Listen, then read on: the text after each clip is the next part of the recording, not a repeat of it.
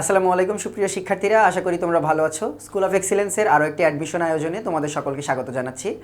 আজকে আমরা যে বিষয়টা নিয়ে আলোচনা করব পুরো ক্লাস জুড়ে, সেটা হচ্ছে রাজশাহী ইউনিভার্সিটির বি ইউনিট। এবং তোমাদের অনেকেরই হচ্ছে অনুরোধ ছিল যে ভাইয়া আমাদের নন কমার্সের যারা, অর্থাৎ এটা তো মূলত কমার্সের ইউনিট রাজশাহী ইউনিভার্সিটির বি ইউনিট, কিন্তু কমার্সের বাইরে যারা অর্থাৎ অবাণিজ্য যারা মানবিক অথবা বিজ্ঞান থেকে পরীক্ষা দিবা, তাদের জন্য ইংলিশ যেন একটু কোশ্চেন বিশ্লেষণ করা হয়, কোন প্যাটার্ন থেকে প্রশ্নগুলো আসে, কোন কোন টপিক থেকে আসে, সেগুলোর যেন একটু বিশ্লেষণ করে দেখিয়ে দেওয়া হয় তোমাদের। সেই অনুরোধে আজকে আমাদের ক্লাস রাজশাহী ইউনিভার্সিটির বি ইউনিট। আমরা মোটামুটি 3টা বছরের প্রশ্ন সমাধান করব, তাহলেই বুঝতে পারবা যে প্যাটার্নটা মূলত কেমন। যদিও 3টা বছরই 3টা ভিন্ন ভিন্ন প্যাটার্ন থেকে প্রশ্ন এসেছে, তবে কিছু কিছু বিষয় কমন আছে কিন্তু যেগুলো পরিবর্তিত হয়নি। তো আমরা সেগুলো আজকে পুরো ক্লাস জুড়ে দেখব। চলো তাহলে শুরু করি। প্রথমে দেখব আমরা হচ্ছে 24-25 সেশনের প্রশ্নটা। 24-25 সেশন হচ্ছে আমাদের সেশন, অর্থাৎ আমি রাজশাহী ইউনিভার্সিটির বি ইউনিটে নন কমার্স যেটা, এটাতে 24-25 সেশনে পরীক্ষা দিয়েছিলাম। এবং আমি যে প্রশ্নে পরীক্ষা দিয়েছিলাম সেই প্রশ্নই আজকে তোমাদের সামনে সমাধান করব। আমি এই ইউনিটে হয়েছিলাম হচ্ছে দ্বিতীয়, অর্থাৎ দ্বিতীয় স্থান অধিকার করেছিলাম। যে ফার্স্ট পজিশন পেয়েছিল সে আমার সে 0.25 পেয়ে সে ফার্স্ট পজিশন অর্জন করেছিল। তাহলে এই 24-25 সেশনের পরীক্ষায় এই প্রশ্নটা আমি পরীক্ষা দিয়েছি, এখন আবার তোমাদের পড়াবো এটা। তাহলে চলো দেখি 1 নম্বরে কি আছে। Choose the word that is correctly spelled. তাহলে প্রথমে কি আসলো, একদম প্রথমে আমাদের আসছে স্পেলিং। তুমি 3টা প্রশ্ন আমরা যেহেতু সমাধান করব, 3টা সেটেই দেখবা যে স্পেলিং একটা করে আসছে, অর্থাৎ স্পেলিং কিন্তু পড়তে হবে। তাহলে দেখো এখানে আমাদের রেমিটেন্সের আমাদের স্পেলিং চাচ্ছে। রেমিটেন্সের স্পেলিং হচ্ছে এটা। মনে রাখবে কিভাবে রেমিটেন্সের, মূলত সমস্যা হবে যে এই দুইটার মধ্যে 10 না 10, এভাবে মনে রাখো। এই যে 10 শব্দটা, রেমিটেন্স কারা পাঠায়? রেমিটেন্স পাঠায় তারা যারা বিদেশে কাজ করে। এখন দেখবা বাংলাদেশের বেশিরভাগ বিদেশে যারা শ্রমিক, তারা মূলত কায়িক পরিশ্রম অর্থাৎ শারীরিক পরিশ্রম করে কাজ করে। তো এইসব মানুষগুলো, বিশেষ করে সৌদি আরবের কথা চিন্তা করো, অত্যাধিক গরমে কাজ করে দেশে টাকা পাঠায়। তো এই রোদের মধ্যে কাজ করতে গিয়ে ওদের কি পড়ে? ট্যান পড়ে। ট্যান মানে কি? ওই যে রৌদ্রের কারণে অতিরিক্ত রোদে পুড়ে গিয়ে স্কিন যে কালো হয়ে যায়, ওইটাকে বলা হয় হচ্ছে ট্যান। তাহলে কিভাবে মনে রাখবা? রেমি ট্যান, এই টেন কিন্তু না, রেমি ট্যান। তাহলে যারা রেমিটেন্স পাঠায় তাদের মূলত রোদে কাজ করা লাগে, তাই তাদের চেহারায় ট্যান পড়ে। এভাবে মনে রাখো, রেমিট ট্যান। তারপরে এইটুকু মনে রাখলেই হবে, মোটামুটি এই অংশে ঝামেলা লাগে না। রেমিট, তারপরে টেন্সে নাকি হচ্ছে টেন্সে, এই অংশটা তোমাদের ঝামেলা লাগে। তাহলে এভাবে মনে রাখো যে যারা বিদেশে কাজ করে তাদের মুখে ট্যান পড়ে। এরপরে দেখো 2 number, choose the appropriate word as antonym. তাহলে কোনটার অ্যান্টোনিম চাইলো আমাদের? দেখি, আমাদের অ্যান্টোনিম চাইলো হচ্ছে এই মেটিকুলাস শব্দটা ইউনিভার্সিটিতে কিন্তু বারবার আসে। এবং রাজশাহী ইউনিভার্সিটির এই অংশটার মজার বিষয় হচ্ছে এরা কোনো আনকমন প্রশ্ন করে না, অর্থাৎ বিভিন্ন ইউনিভার্সিটিতে দেখবা অদ্ভুত প্রশ্ন করছে, কিন্তু এরা কমন টপিক থেকেই বারবার প্রশ্ন করে। কমন অর্থাৎ যেগুলো বারবার পরীক্ষা আসে, যেমন মেটিকুলাস শব্দটাই দেখো বারবার পরীক্ষা আসে। মেটিকুলাস অর্থ কি? যত্নবান। মেটিকুলাস অর্থ হচ্ছে যত্নবান, বা আর একটা ইংলিশ যদি ধরো, খুঁতখুঁতে স্বভাবের মানুষকে বলা হয় হচ্ছে মেটিকুলাস। তাহলে দেখো এখানে অপশন দেখো, আমাদের কিন্তু অ্যান্টোনিম চাইছে এখানে। তাহলে মোরাল অর্থ কি? মোরাল অর্থ নৈতিক। তারপরে দেখো কলোসাল অর্থ কি? এটা একটু আনকমন শব্দ। কলোসাল অর্থ হচ্ছে বিশাল বা ইনরমাস যেটাকে বলি। আর হার্শ মানে হচ্ছে কর্কশ, যেটা হার্শ হচ্ছে কর্কশ বা অমসৃণ। তাহলে একমাত্র কোন শব্দটা অ্যান্টোনিম? এই আমাদের হচ্ছে কেয়ারলেস হচ্ছে মেটিকুলাসের অ্যান্টোনিম, অর্থাৎ যত্নবান। আর কেয়ারলেস অর্থ হচ্ছে যত্নহীন। তাহলে দেখো 3 number, select the alternative that best replaces the underlined word. He accused the member of the parliament of fabricating the statistics.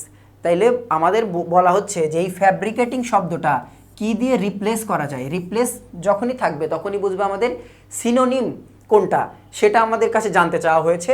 তাহলে ফ্যাব্রিকেটিং শব্দটার সিনোনিম কোনটা? এই বাক্যে ফ্যাব্রিকেটিং কি অর্থ দিচ্ছে এবং তার সিনোনিম দরকার। তাহলে আমরা পুরো লাইনটার অর্থ বুঝি। He accuse the member of the parliament. Member of the parliament মানে এমপির পূর্ণরাপ হচ্ছে মেম্বার অফ দ্য পার্লামেন্ট। তাহলে আমরা আরেকটা জিনিস এখানে শিখে নিই সম্পূরক তথ্য হিসাবে, অ্যাকিউজড। তোমরা যে এই অ্যাকিউজড শব্দটা পড়েছো, এর সাথে অ্যাপ্রোপ্রিয়েট প্রিপোজিশন কি বসে? অফ বসে। অ্যাকিউজড অফ মানে কি? কাউকে হচ্ছে দোষী সাব্যস্ত করা। তাকে বলা হয়েছে অ্যাকিউজড অফ। আর একটা আছে কি, আর একটা হচ্ছে চার্জড উইথ, চার্জড উইথ অর্থাৎ কাউকে দোষী বানানো বা কারোর উপরে দোষ আরোপ করা, সেটা হচ্ছে অ্যাকিউজড অফ বা চার্জড উইথ। তাহলে কাকে দোষী করলো দেখি, he accused the member of the parliament of fabricating the statistics, অর্থাৎ বলতেছে যে পরিসংখ্যানটা আছে, এই পরিসংখ্যানটা কি করেছে, ফ্যাব্রিকেট করেছে, নকল করেছে বা ভুল তথ্য, বানোয়ার তথ্য ওর মধ্যে অ্যাড করেছে। কে করেছে, এই মেম্বারের পার্লামেন্টের মেম্বার অর্থাৎ এমপি যিনি। তাইলে ফেব্রিকেটিং শব্দের অর্থ কি আসছে দেখি, লাইং অ্যাবাউট অর্থাৎ মিথ্যা বলা। তারপরে বলা হচ্ছে ম্যানিপুলেটিং, কনসিলিং, এক্সাজারেটিং। এক্সাজারেট অর্থ কি, কোনো কিছু বাড়িয়ে বলা, বাড়িয়ে বলা হচ্ছে এক্সাজারেট করা, বাড়িয়ে বলা, বাড়িয়ে বলা হচ্ছে এক্সাজারেট করা। কনসিল অর্থ কি, কনসিল অর্থ তোমরা টুথপেস্ট, নতুন টুথপেস্টের কথা চিন্তা করো, দেখবা টুথপেস্টের মুখে একদম টিউবের মুখে কি থাকে, একটা ফয়েল পেপার দিয়ে মুখটা একদম বন্ধ করা থাকে, ওইটাকে আমরা কি বলি, কনসিল করা থাকে। বা নতুন কোনো চকলেটের প্যাকেট নিয়ে আসলা, দেখবা কনসিল করা থাকে, অর্থাৎ কি করার, আবৃত থাকা, আবৃত, আবৃত অর্থাৎ আবরণ আছে, আচ্ছাদিত, এরকম বলা হচ্ছে কনসিলিং।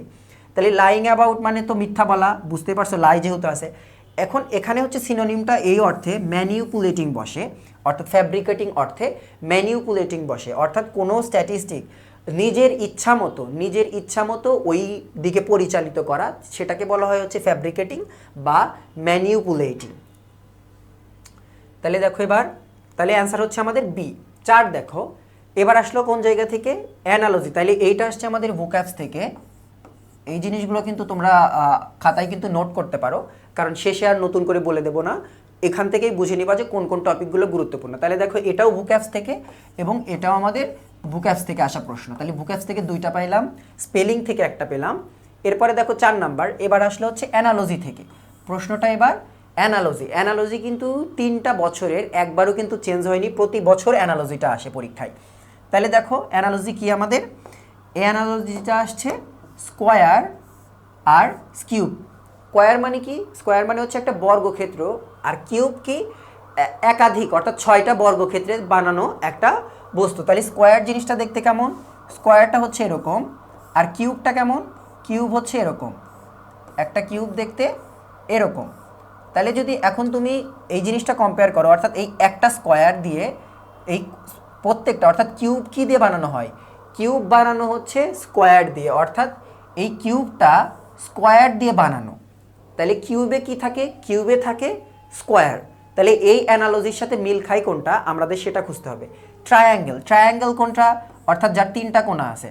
হেক্সাগন কোনটা, যেটার 6টা কোণা আছে, এরকম, যেটার 1টা 2টা 3টা 4টা 5টা 6টা, যেটার 6টা কোণা আছে সেটা হচ্ছে হেক্সাগন। এরপরে দেখো সার্কেল, স্পিহেয়ার, অ্যাডিশন আর সাবস্ট্রাকশন। অ্যাডিশন মানে কি যোগ, সাবস্ট্রাকশন মানে কি বিয়োগ। তাহলে কিন্তু মিলতেছে না, আমাদের কি দরকার, একটা অংশ অর্থাৎ প্রথমে যেটা থাকবে সেইটা দিয়ে পরের যে অংশটা থাকবে তাকে বানানো হবে। তাহলে দেখো একমাত্র অ্যান্সার আছে আমাদের কোনটা, বি, অর্থাৎ সার্কেল দিয়ে স্পিহিয়ার বানায়, অর্থাৎ পরিমণ্ডল বানায়। সার্কেলের কথা চিন্তা করো, একটা সার্কেল, আর একটা বলের কথা চিন্তা করো বা পরিমণ্ডলের কথা চিন্তা করো, অর্থাৎ তোমার বাড়ি, এটা ধরো, এই বাড়ির চারপাশে একটা পরিমণ্ডল অর্থাৎ গোল আকারে একটা কোনো দেয়াল বা প্রাচীর, স্পেহিয়ার বলে ওটাকে। এইটা তাহলে কি দিয়ে বানানো, সার্কেল দিয়ে বানানো। তাহলে অ্যান্সার হচ্ছে আমাদের বি। তাহলে অ্যানালজি বিষয়টা কেমন করে বুঝতে হবে এবং পরীক্ষায় সলভ করবা, প্রথম যে 2টা ওয়ার্ড দেওয়া থাকবে এদের মধ্যে সম্পর্কটা কেমন, অপশন 4টার মধ্যে থেকে ওই সেম সম্পর্কের মতো একটা তোমাকে চুজ করতে হবে। 5 দেখো, এবারও অ্যানালজি। তাহলে অ্যানালজি কিন্তু গুরুত্বপূর্ণ একটা টপিক, প্রতিটা সেটেই আসে। প্রথমে আছে গভর্নমেন্ট, তারপরে আছে ট্যাক্স। তাহলে ট্যাক্স যে জিনিসটা, এটা কে নেয়, গভর্নমেন্ট নেয়, অর্থাৎ গভর্নমেন্ট হচ্ছে ট্যাক্স আদায় করে, ট্যাক্স গ্রহণ করে। তাহলে একজন গ্রহীতা আর কি গ্রহণ করে, অর্থাৎ গ্রহণকৃত বস্তু বা জিনিস, আর হচ্ছে গ্রহণকারী। তাহলে এবার দেখি চেয়ারম্যান, পার্লামেন্ট। এখন পার্লামেন্টকে চেয়ারম্যান গ্রহণ করে না চেয়ারম্যান পার্লামেন্ট গ্রহণ করে, কেউ কিন্তু কাউকে গ্রহণ করে না, হচ্ছে না তাহলে। এরপরে দেখো অরেঞ্জ প্রাইস, এটাও কিন্তু মানে গৃহীতা বা গৃহীত জিনিসের কিন্তু কোনো সম্পর্ক না। এরপরে দেখো বি, স্টুডেন্ট ফিশ, স্টুডেন্টরা কিন্তু ফিস গ্রহণ করে না, ওরা স্কুল কলেজ বিশ্ববিদ্যালয়ে কি করে, ফিস কিন্তু দেয় কিন্তু। তাহলে এখানে কিন্তু দেওয়ার সাথে সম্পর্ক, কিন্তু আমাদের দরকার হচ্ছে নেওয়ার সাথে সম্পর্ক। কোম্পানি প্রফিট, দেখো মুনাফা কে নেয়, অর্থাৎ তুমি একটা কোম্পানি পরিচালিত করে লাভ হলো তোমার, তুমি মুনাফার টাকাটা কোথায় দেবা, মুনাফার টাকা কিন্তু ওই কোম্পানি নেয়। তাহলে প্রফিট কে নেয়, কোম্পানি নেয়। ট্যাক্স কে নেয়, গভর্নমেন্ট নেয়। তাহলে নেওয়া এবং কোন জিনিসটা নেওয়া হলো তার মধ্যে সম্পর্ক, অ্যান্সার হচ্ছে কোম্পানি আর প্রফিট। 6 দেখো, he asked me why I was late. Option পড়লেই বুঝবা এটা কোন জায়গা থেকে আসছে, এটা আসছে হচ্ছে ক্লজ থেকে, clause identification of clause and phrase থেকে এই প্রশ্ন আসছে।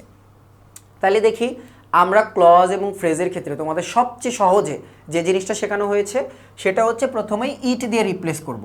ইট দিয়ে যদি রিপ্লেস করে অর্থ আসে, আমরা তাহলে আর এই বিষয় নিয়ে কোনো চিন্তা করবো না, সেটা কি হবে, নাউন হবে।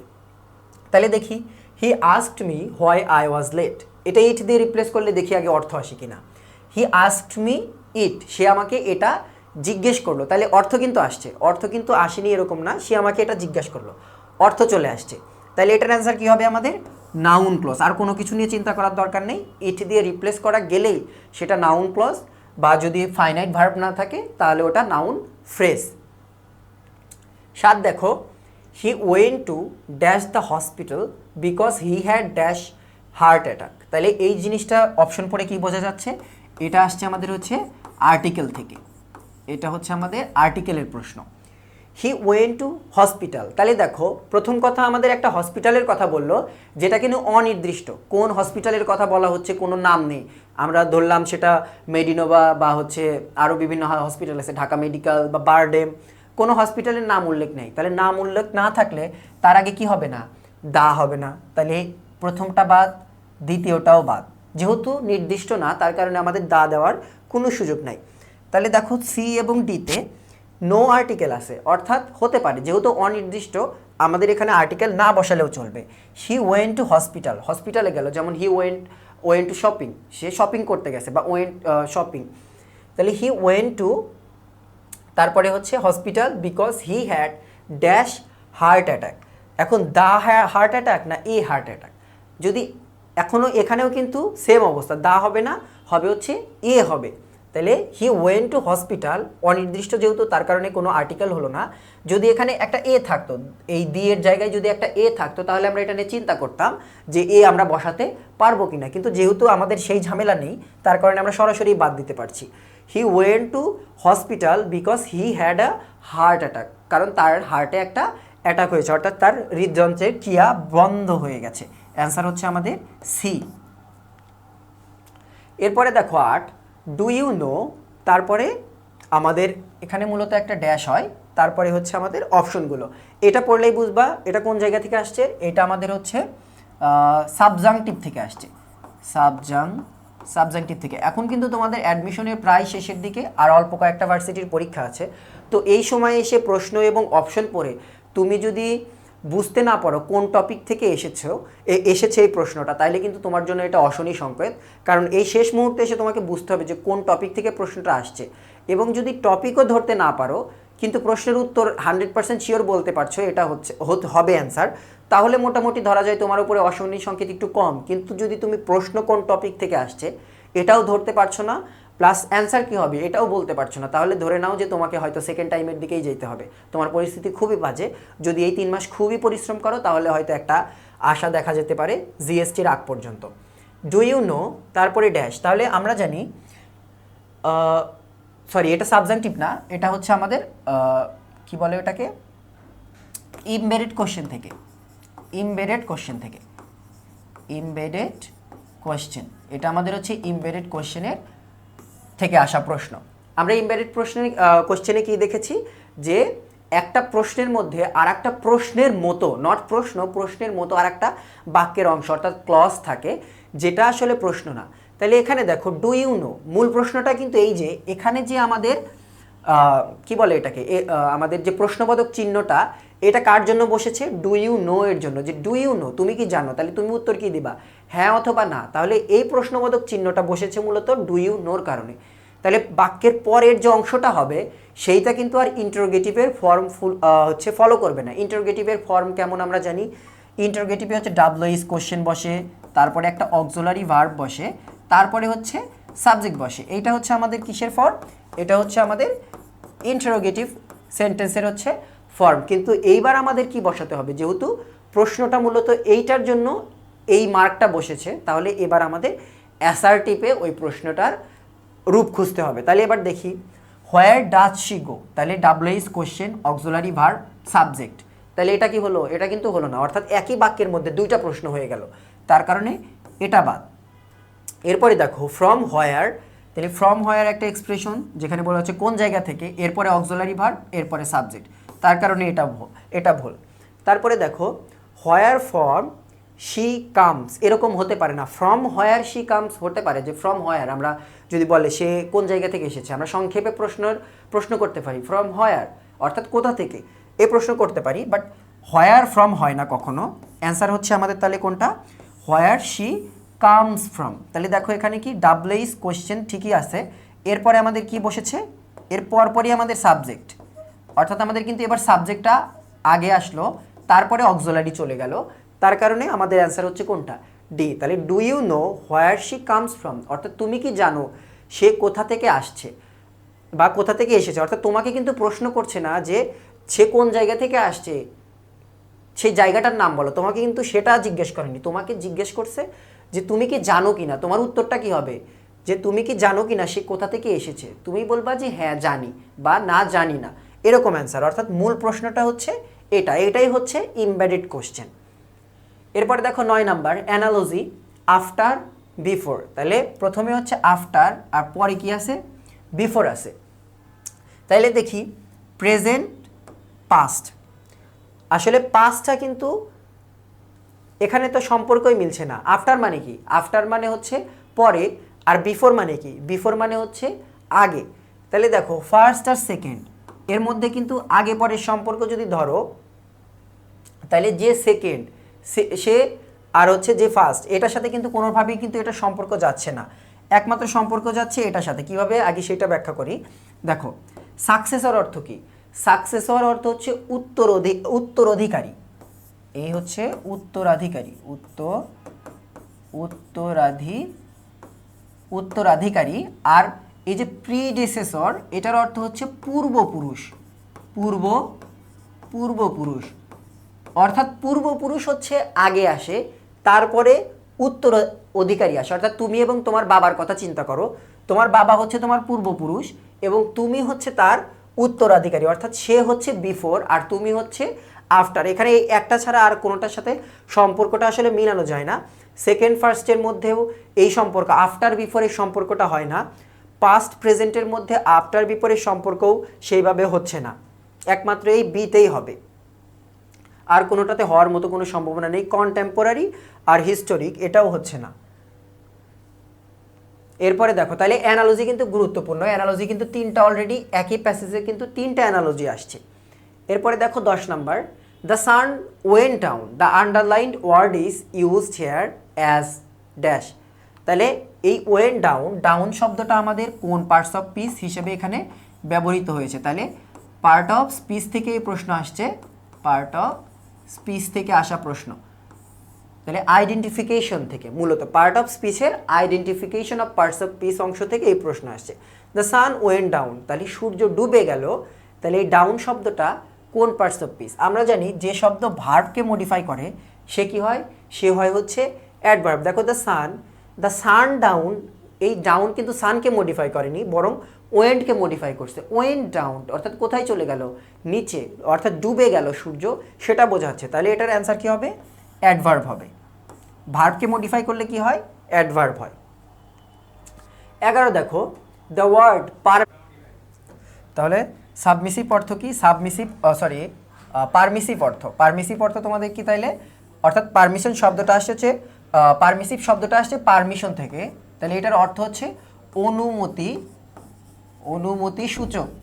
অনুমতি সূচক, অর্থাৎ যে কাজে কোনো বাধা টাধা নাই, অনুমতি দিয়ে দেওয়া হলো, এরকম একটা বিষয়, সেটাকে বলা হচ্ছে পারমিসিভ। তাহলে পারমিসিভ অর্থ কি? অর্থাৎ সিনোনিম বোঝাচ্ছে আমাদের। দেখো হাম্বল মানে কি? অর্থাৎ আমাদের আশেপাশের অনেক ভদ্র নম্র মানুষ দেখে পাও, তাদেরকেও বলা হয়েছে নম্র বা ভদ্র বা হাম্বল। এরপরে দেখো সাবমিসিভ। সাবমিসিভ মানে হচ্ছে যে যাদের হচ্ছে অধীন করে রাখা হয়, অর্থাৎ নিয়ন্ত্রণ করা হয়, কোনো কিছুতে স্বাধীনতা দেওয়া হয় না, অনুমতি দেওয়া হয় না, সেটা হচ্ছে সাবমিসিভ। এরপরে ল অ্যাবাইডিং মানে হচ্ছে আইন মেনে চলে, এরকম মেনে চলা। অ্যাবাইড মানে তো তোমরা জানো, অ্যাবাইড বাই মানে হচ্ছে মেনে চলা, তো ল অ্যাবাইডিং মানে হচ্ছে আইন মেনে চলা। তো আইন মেনে সব কিছু চলতে গেলে কিন্তু সেখানেও কিন্তু অনুমতি নাই, অর্থাৎ সব কিছুর অনুমতি নাই, স্বাধীনতা নাই।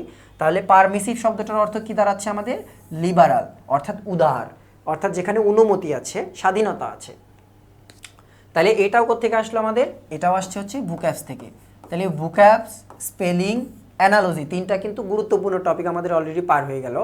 12 দেখো, চেঞ্জ দ্য ভয়েস। তাহলে এই প্রশ্নটা কোন জায়গা থেকে আসছে? এই প্রশ্নটা হচ্ছে ভয়েসের প্রশ্ন কিন্তু। দেখো, he does not like people লাফিং অ্যাট হিম। এই like, I does not like, like, hate, dislike, আমি লিখে দিচ্ছি এখানে, লাইক, তারপরে হচ্ছে dislike, like, dislike, hate, hate অথবা লাভ, হেট, লাভ অথবা এনজয়, সাধারণত এই কয়েকটা থাকে। তো এইগুলো যদি দেখো যে এইগুলো দিয়ে তোমাকে হচ্ছে প্যাসিভ ভয়েস করতে দিয়েছে অ্যাক্টিভ থেকে, তাহলে বুঝবা সরাসরি কোন ফর্মে চলে যাবে, কোনো কিছু চিন্তা নাই। দেখবা যে বিং, বিং প্লাস ভার্বের পাস্ট পার্টিসিপল বা V3 এই ফর্মে চলে যাবে, বিং প্লাস ভার্বের V3। দেখি এখানে কোন জায়গায় আছে। তাহলে প্রশ্নটা কি আমাদের মূলত, he does not like people লাফিং অ্যাট হিম, অর্থাৎ সে এটা পছন্দ করে না যে লোকজন তার উপরে হাসে তার কাজে। তাহলে he does not like him being laughed at by people. তাহলে বিং লাফড তো আসে বুঝলাম, but he does not like him, তাহলে তো হয়ে গেল সে নিজেই নিজেকে পছন্দ করে না, অর্থাৎ এটা কিন্তু একটা ভুল ফর্ম। দেখি আর একটা বিং কোন জায়গায় আছে, ডিতে দেখো, he does not like being laughed at, অর্থাৎ কোনো কিছু চেঞ্জ নাই, হি ডাজ নট লাইক পর্যন্ত কোনো চেঞ্জ হবে না, এইখান থেকে এই পর্যন্ত কি হবে, বিং লাফড অ্যাট। পিপল থাকুক, তারপরে পার্সন থাকুক, যাই থাকুক না কেন, সব উঠে যাবে, কোনো কিছুর দরকার নাই, বাই দেওয়ার দরকার নেই, শুধু কি থাকবে তোমাদের, বিং প্লাস V3। এটা হলেই আমাদের কি হয়ে যাবে, উত্তরটা হয়ে যাবে। তাহলে he does not like being laughed at, এইটা হচ্ছে আমাদের প্যাসিভ ফর্ম। তারপরে আমরা যাই দেখি 13 number, identify the correct verb form. তাহলে ভার্ব ফর্ম বলতে কি বোঝাচ্ছে আমাদের এখানে, এটা হচ্ছে আমাদের রাইট ফর্ম অফ ভার্বের হচ্ছে প্রশ্ন, RFV লিখে দিলাম সংক্ষেপে। Identify the correct verb form. By the time we arrived the show dash already dash. তাহলে আমরা নিয়ম পড়েছি by the time, by the টাইমের কি নিয়ম পড়েছি, বাই দ্য টাইম প্লাস কি বসে, by the time plus V2 বসে, তারপরে কি বসে, তারপরে বসে আমাদের একটা subject, by the time plus V2 plus subject plus কি বসে, প্লাস বসে হচ্ছে হ্যাড প্লাস V3। তাহলে এইটা হচ্ছে আমাদের বাই দ্য টাইম। এই এক্সপ্রেশন যদি থাকে তাহলে রাইট ফর্ম অফ ভার্বে গেলে এইটার রুলস কেমন হবে, বাই দ্য টাইমের পরে একটা V2 বসবে, অর্থাৎ পাস্ট ফর্মে, এরপরে সাবজেক্ট, তারপরে হ্যাড, তারপরে V3। তাহলে দেখো বাই দ্য টাইম, এই দেখো এখানে কিন্তু V2 আছে, by the time we arrive, অর্থাৎ যখন আমরা পৌঁছালাম, দ্য শো, তাহলে এটা কি, এটা হচ্ছে আমাদের সাবজেক্ট, সাবজেক্ট, তাহলে এবার আমাদের কি বসবে, এইবার বসবে আমাদের হচ্ছে হ্যাড, তারপরে কি বসবে, অলরেডি, যদি স্টার্টেড থাকে স্টার্টেড, বা যে কোনো ভার্ব থাকলে সেই ভার্বের V3 ফর্ম। তাহলে এখানে কি হবে, এখানে হবে হচ্ছে স্টার্টেড, মাঝে একটা অ্যাডভার্ব চলে আসছে, এটা দেখে ঘাবড়ানোর কিছু নাই, ওই সেম অবস্থা, দ্য শো হ্যাড স্টার্টেড দিলেও হয়ে যাবে যদি অলরেডিটা না দাও। তাহলে এখানে অ্যান্সার হচ্ছে আমাদের এ, হ্যাড স্টার্টেড। এরপরে দেখো আচ্ছা 13 ডাবল হয়ে গেছে, এটা না, 13 দুইবার চলে আসছে, এটা হচ্ছে আমাদের 14 নাম্বার। দেখো, চুজ দ্য ইনকারেক্ট ওয়ার্ড। তাহলে এইটা কোন জায়গা থেকে আসছে, এইটা আমাদের আসছে হচ্ছে pin point error, pin point error. তোমরা এটা চট্টগ্রাম ইউনিভার্সিটির জন্য তোমরা অনেকবার পড়েছো পিন পয়েন্ট ইরর, চট্টগ্রাম ইউনিভার্সিটির একটা প্রিয় টপিক ছিল এই পিন পয়েন্ট ইরর। দেখো কি বলছে, I will always remember you standing by me and offering me encouragement. এখানে এই চারটা অপশনের মধ্যে কোনটা ভুল আছে দেখি। আই উইল অলওয়েজ রিমেম্বার, এই দেখো তাহলে এখানে আমাদের দুইটা অপশন অলরেডি, অলওয়েজ আর হচ্ছে উইল। আই উইল কোনো ভুল নেই, তারপরে হচ্ছে আয়ের সাথে কিন্তু শ্যাল উইল দুটাই ব্যবহার করা যায়। I will always remember you standing, you standing না ইউর স্ট্যান্ডিং, অর্থাৎ তুমি যদি অর্থটা বাংলা করো, আই উইল অলওয়েজ রিমেম্বার আমি সব সময় মনে রাখবো তুমি দাঁড়িয়ে আছো আমার পাশে, অফারিং মি এনকারেজমেন্ট, আমাকে সাহস দিচ্ছ, এটা নাকি আমি মনে রাখবো তোমার আমার পাশে দাঁড়িয়ে থাকা এবং আমাকে সাহস দেওয়া, এই বিষয়টা আমি মনে রাখবো। তাহলে কিন্তু মনে রাখতে উনি কিন্তু মনে রাখার কথা বলা হচ্ছে যে তুমি যে আমার পাশে দাঁড়িয়েছিলে, আমাকে যে সাহস দিয়েছিলে, এইটা মনে রাখবো। তাহলে তোমার দাঁড়িয়ে থাকা কি ইউ স্ট্যান্ডিং না ইয়োর স্ট্যান্ডিং? অর্থাৎ তোমার দাঁড়িয়ে থাকা, তাহলে কি হবে? ইয়োর স্ট্যান্ডিং কিন্তু হবে। অর্থাৎ মূল ভুলটা কিন্তু আমাদের হচ্ছে এই সি নাম্বারে। তাহলে অ্যান্সার কি হচ্ছে আমাদের? সি, অর্থাৎ your standing. I will always remember your standing by me and offering me encouragement. তারপরে 15 দেখো, his father was inform dash the matter. তোমরা অনেকেই এই প্রশ্ন দেখার সাথে সাথে অ্যাবাউট দিয়ে দিবা একটা, এবং সাথে সাথে কি পাবা? একটা বিশাল রকমের গোল্লা। কারণ এই ইনফর্ম শব্দটার সাথেই আর টক, এই দুইটা শব্দের সাথে আমরা সবসময় অ্যাবাউট ইউজ করি, মানে খুবই পছন্দের, যে টক অ্যাবাউট বা ইনফর্মড অ্যাবাউট দ্য ম্যাটার। কিন্তু ইনফর্মডের সাথে কিন্তু অ্যাপ্রোপ্রিয়েট প্রিপোজিশন হিসেবে কিন্তু এফ অফ বসে। His father was informed of the matter. Informed of মানে কি? জ্ঞাত, অর্থাৎ ওই বিষয়ে সে কি জানতো, জ্ঞাত। তাহলে ইনফর্ম কিন্তু অফ হবে, সবসময় কিন্তু অ্যাবাউট দেওয়া যাবে না, অর্থ বুঝে তোমাকে অ্যাপ্রোপ্রিয়েট প্রিপোজিশন যদি হয় তাহলে বসাতে হবে। এরপরে 16 নাম্বার দেখো, he died dash road accident. তাহলে এই ডাই শব্দটার সাথে অনেকগুলো কিন্তু প্রিপোজিশন বসে, কিন্তু যেটা কমন, অ্যাক্সিডেন্টে যদি কেউ মারা যায় আমরা কি বসাই? বাই বসাই কিন্তু অ্যাক্সিডেন্টে। হি ডায়েড বাই অ্যাক্সিডেন্ট, অর্থাৎ অ্যাক্সিডেন্টে মারা গেল। তারপরে দেখো অফ আছে, ডায়ের সাথে যদি অফ বসে তাহলে কি হয়? রোগে, অর্থাৎ কোনো ব্যক্তি যদি রোগে মারা যায় তাহলে কি ব্যবহার করব? অফ। এরপরে যদি কোনো ব্যক্তি ক্ষত বা আঘাতজনিত কারণে যদি মারা যায় তাহলে ব্যবহার করব হচ্ছে ফর। এরপরে হচ্ছে ফর সবচেয়ে ব্যবহৃত হয় হচ্ছে দেশের জন্য, অর্থাৎ কোনো ব্যক্তি দেশের জন্য মারা গেল তাহলে দেখবা হচ্ছে ফর বসছে। এরপরে আরও বসে, ইন বসে, অর্থাৎ কোনো ব্যক্তি শান্তিতে মারা গেল তাহলে কি হবে? তাহলেও ইন হবে। বা কোনো একটা এরিয়াতে, ঢাকাতে মারা গেছে তাহলে ইন ঢাকা। তাহলে এই বিষয়গুলো কিন্তু মনে রাখতে হবে। এরপরে দেখো 17 number, what is the meaning of the phrase A penny for your thoughts? অর্থাৎ তোমার চিন্তার জন্য এক পেনি। পেনি জিনিসটা কি? পেনি হচ্ছে ডলারের 100 ভাগের, ডলারের হচ্ছে এই 100 ভাগ যদি করো তারই হচ্ছে একটা ভাগ। অর্থাৎ ডলার আমাদের বাংলাদেশে কি করা হয়? এই পয়সা, যেমন বাংলাদেশের কথা চিন্তা করো, টাকা, 1 টাকায় 100 পয়সা, ওই 100 পয়সার 1 পয়সা, তেমনি ডলারের 100 ভাগের 1 ভাগ হচ্ছে 1 পেনি। তাহলে এ পেনি ফর ইয়োর থটস, তোমার চিন্তার জন্য একটা পেনি। তাহলে এইটার অর্থ কি? এটা কোন জায়গা থেকে আসছে আমাদের? এটা আসছে আমাদের হচ্ছে ইডিয়মস অ্যান্ড ফ্রেজ থেকে। আমি সংক্ষেপে ইডিয়মস লিখে দিচ্ছি, তোমরা ইডিয়মস অ্যান্ড ফ্রেজ পরীক্ষায় যাওয়ার আগে রিভিশন দিয়ে যাবে। তাহলে দেখো, a penny for your thoughts, এটার অর্থ কি? এটা হচ্ছে মুখস্থ অংশ একদম। I want to know what you are thinking, অর্থাৎ তুমি কি চিন্তা করছো আমি সেটা জানতে চাই। সেজন্য বলছে যে তোমার কি চিন্তা করছো তার জন্য একটা পেনি দিলাম, তুমি তোমার চিন্তা কি সেটা আমাকে বলো। I want to know what you are thinking, এটাকে ইডিয়ম বা ফ্রেজ আকারে বলে a penny for your thoughts. তাহলে দেখো 18 number, in the merchant of Venice who is the protagonist. তাহলে দেখো প্রোটাগনিস্ট অর্থ কি? প্রোটাগনিস্ট অর্থ হচ্ছে নায়ক, অর্থাৎ এই মার্চেন্ট অফ ভেনিস এটার নায়ককে। মার্চেন্ট অফ ভেনিস কার? এটা তো জানো, এটা হচ্ছে একটা প্লে। এই প্লেটা হচ্ছে উইলিয়াম শেক্সপিয়ারের। তাহলে মার্চেন্ট অফ ভেনিস কে লিখছেন? এটা হচ্ছে উইলিয়াম শেক্সপিয়ারের একটা লেখা, উইলিয়াম শেক্সপিয়ারের লেখা। তাহলে এখান থেকে আমরা 3টা তো অর্থ জানলাম। মার্চেন্ট অফ ভেনিস হচ্ছে একটা প্লে, তারপরে হচ্ছে এটা লিখেছেন কে? William Shakespeare. এবং প্রোটাগনিস্ট অর্থ কি? নায়ক। বাট প্রোটাগনিস্ট শব্দটা মনে হয় একটু ভিলেন শোনা যায়, বাট প্রোটাগনিস্ট শব্দের অর্থ কিন্তু নায়ক কিন্তু। তাহলে এই প্রশ্নটা আসছে কোন জায়গা থেকে? লিটারেচার পার্ট থেকে আমাদের এই প্রশ্নটা আসছে। এটা হচ্ছে লিটারেচার পার্টের প্রশ্ন। তাহলে মার্চেন্ট অফ ভেনিসের নায়ককে? এই নায়ক হচ্ছে অ্যান্টনিও, ইনি হচ্ছে মার্চেন্ট অফ ভেনিসের হচ্ছে নায়ক। এবং এই যে বাসানিও যে দেখছো, ইনি হচ্ছে ফ্রেন্ড, ইনি হচ্ছে এর বন্ধু। এই বাসানিও হচ্ছে এই অ্যান্টনিওর হচ্ছে বন্ধু।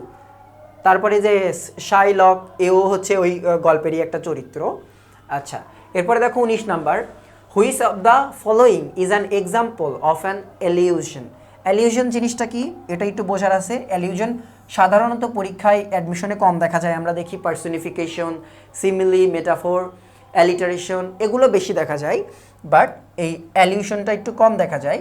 এলিউশন অর্থ কি? ইঙ্গিতপূর্ণ।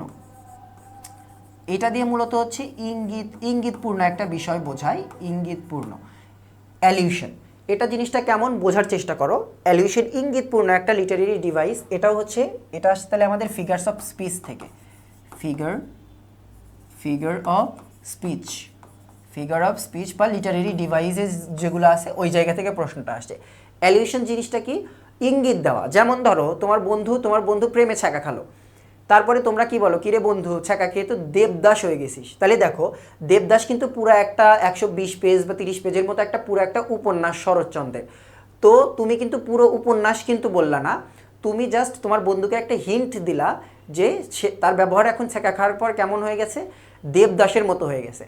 তাহলে এটা হচ্ছে ইঙ্গিত দেওয়া, এইটাকে বলা হয় হচ্ছে অ্যালিউশন। অর্থাৎ পুরো একটা স্টোরি আছে, যে স্টোরির সাথে রিলেটেড একটা মাত্র শব্দকে তুমি কোনো একটা তোমার রিয়েল লাইফের এক্সাম্পলে ইউজ করবা, সেইটা হচ্ছে অ্যালিউশন। এখানে একটা মাত্র অ্যালিউশন আছে, সেটা হচ্ছে হি ওয়াজ আ ব্রেভ হারকিউলিস।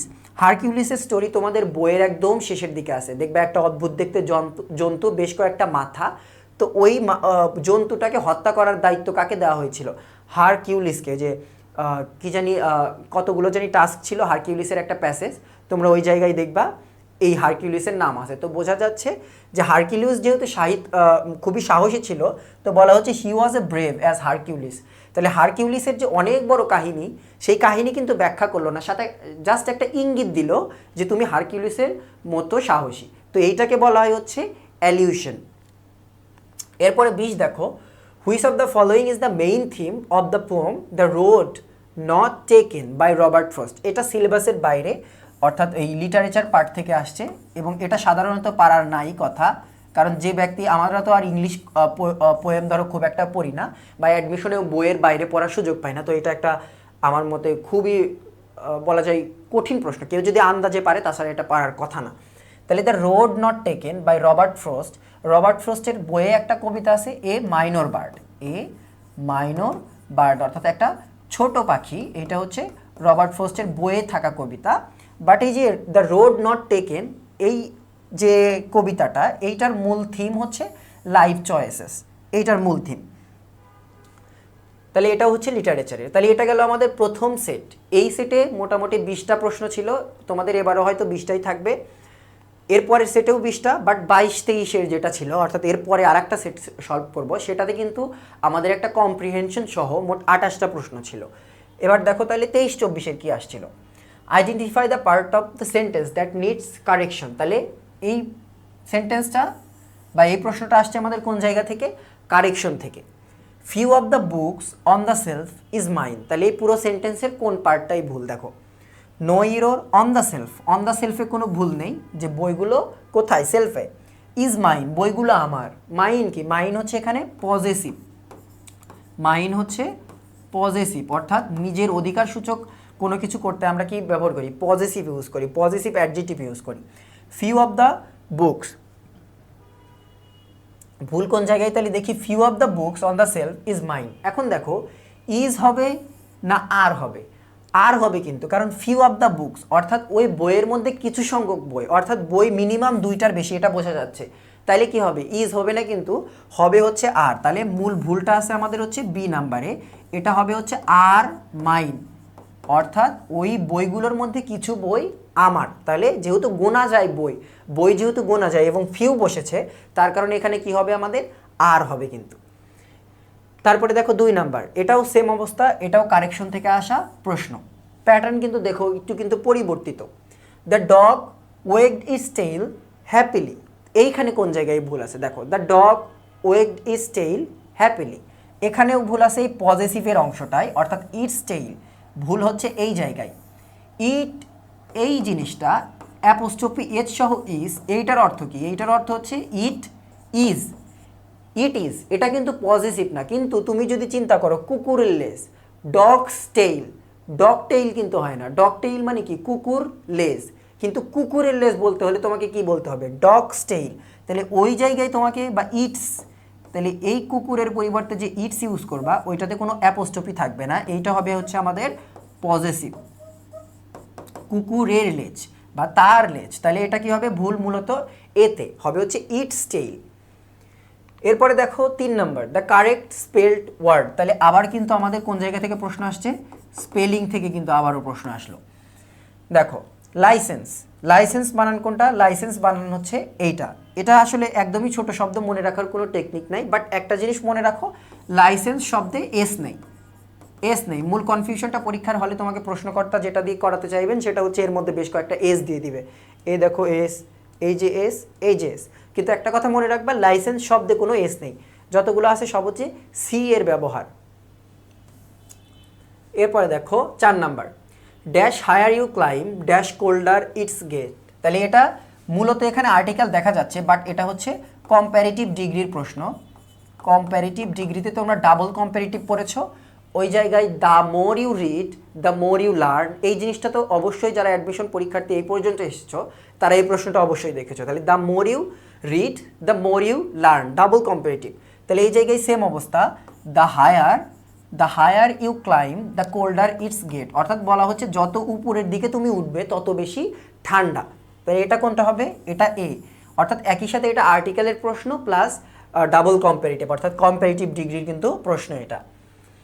তারপরে 5 নাম্বার দেখো, he came into the room and dash down at his desk. এটাও হচ্ছে আমাদের সিকোয়েন্স, এটা হচ্ছে sequence of tense, sequence of tense বা রাইট ফর্ম অফ ভার্ব বলতে পারো।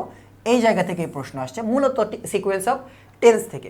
সিকোয়েন্স অফ টেন্সের নিয়ম অনুযায়ী আমরা কি জানি, যে অ্যান্ডের আগে পরে কি টেন্স হবে, সেম টেন্স হবে। অর্থাৎ যদি পাস্ট থাকে তাহলে উড হয়, বা পাস্ট যদি থাকে পরের অংশ তাহলে পাস্টেরই কোনো একটা ভার্বের ফর্ম আমাদের ইউজ করতে হবে। তাহলে দেখো হি কেম, এখানে আমাদের ভার্ব হিসেবে আছে came. He came into the room and dash down at his desk. তাহলে কেম আর কি হবে, তাহলে পরের অংশে স্যাট, অর্থাৎ অ্যান্ডের আগে পরে দুইটাই। এখানে যেহেতু V2 আছে তাহলে এই অ্যান্ডের পরেও আমাদের কি দরকার, একটা V2। এই স্যাট, সিটের কিন্তু যে ভার্বের ফর্মগুলো, প্রথমটা সিট, V2 হচ্ছে স্যাট, এবং V3ও কিন্তু স্যাট। এই ভার্বের ফর্মগুলো কিন্তু জানা দরকার, কারণ এই ভার্বের ফর্মগুলো থেকে পরীক্ষায় হুবহু প্রশ্ন না আসলেও প্রশ্ন সলভ করতে গিয়ে এগুলো লাগে কিন্তু। এরপরে দেখো 6 number, the meaning of the word ecstasy. Ecstasy এটা কিন্তু বোর্ড বই থেকে আসা ভোক্যাবস, তোমরা বোর্ড বইয়ের মধ্যে পড়েছো, এবং বোর্ড বইয়ে লেসনের শেষে 10টা MCQ দেওয়া ছিল, ওই জায়গায় এই এক্সটেসি শব্দটা দেওয়া ছিল। এক্সটেসি অর্থ কি, পরমানন্দ, অর্থাৎ আনন্দের হচ্ছে চরম পর্যায়কে বলা হয় হচ্ছে এক্সটেসি, পরমানন্দ এটা কিন্তু। তাহলে দেখো ডিজায়ার অর্থ কি, ডিজায়ার অর্থ হচ্ছে ইচ্ছা, ডিজায়ার অর্থ কোনো কিছু পাওয়ার ইচ্ছাকে বলে ডিজায়ার। ডিসএগ্রিমেন্ট মানে কি, ডিসএগ্রিমেন্ট মানে হচ্ছে মতানৈক্য, মতের অনৈক্য লিখে দিলাম, মতের অনৈক্য, অর্থাৎ ডিসএগ্রিমেন্ট মানে মতের অনৈক্য। তোমরা এই ডিসএগ্রিমেন্ট শব্দটাও বইয়ে পড়েছো কোন জায়গায়, পিস অ্যান্ড কনফ্লিক্টের মধ্যে কিন্তু এই শব্দটা ছিল। এরপরে দেখো ডিসঅ্যাপয়েন্টমেন্ট, অর্থাৎ এটার অর্থ হচ্ছে অসন্তুষ্টি, অসন্তুষ্টি হচ্ছে ডিসঅ্যাপয়েন্টমেন্ট। তাহলে একমাত্র অপশন বাকি থাকছে কোনটা আমাদের, হ্যাপিনেস। কিন্তু হ্যাপিনেস আর এই এক্সটেসি এটার মধ্যে একদম খুবই সামান্য একটু পার্থক্য আছে, সেটা হচ্ছে যদি তুমি বেশি আনন্দিত, অর্থাৎ হ্যাপিনেসের পরিমাণ যখন বেড়ে যায় তখন সেটাকে আমরা বলি হচ্ছে এক্সটেসি। তেমনই হচ্ছে যখন ধরো তুমি বিরক্ত, তাহলে আমরা কি ইউজ করি, যে আই অ্যাম টায়ার্ড, অর্থাৎ তুমি যখন বিরক্ত তুমি ইউজ করো আই অ্যাম টায়ার্ড। বা যখন টায়ার্ডের মাত্রা অনেক বেশি, অর্থাৎ তুমি খুবই বিরক্ত বা খুবই ক্লান্ত, সেই জায়গায় আমরা কি ইউজ করি, এক্সস্টেড, আমরা হচ্ছে এক্সস্টেড ইউজ করি। তেমনই হ্যাপিনেসের মাত্রা যখন বেড়ে যায় তখন বলি হচ্ছে এক্সটেসি। এরপরে দেখো 7 number, we could not buy anything because dash of the shops was open. তাইলে দেখো আমাদের এখান থেকে কি চুজ করতে বলা হচ্ছে, এটাও মূলত আমরা বলতে পারি কিসের, ভোক্যাবস, অর্থাৎ শব্দ ব্যবহার করা। এখানে যে শব্দগুলো দেওয়া আছে বাক্যে তুমি ব্যবহার করতে পারো কিনা। We could not buy anything, আমরা কোনো কিছু কিনতে পারি নাই, because none of the shops was open, no one of the shows, এই নো অন থেকেই নান আসছে, তার কারণে নো ওয়ান আমরা এখানে ব্যবহার করতে পারবো না, নো ওয়ান আলাদাভাবে ইউজ করা হয় না। অল দিতে পারবো না কেন? অল যদি দিই তাহলে এই জায়গাটাতে আমাদের ওয়ার ইউজ করতে হবে, অর্থাৎ অল যদি দিই তাহলে ওয়াজ আর থাকবে না, কি হবে? ওয়ার হবে।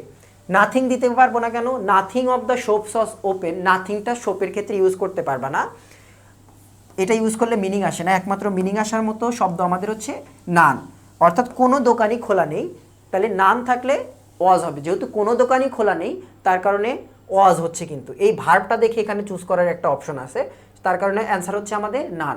We could not buy anything, আমরা কোনো কিছু কিনতে পারিনি, because none of the shops was open, অর্থাৎ কোনো দোকানই খোলা ছিল না।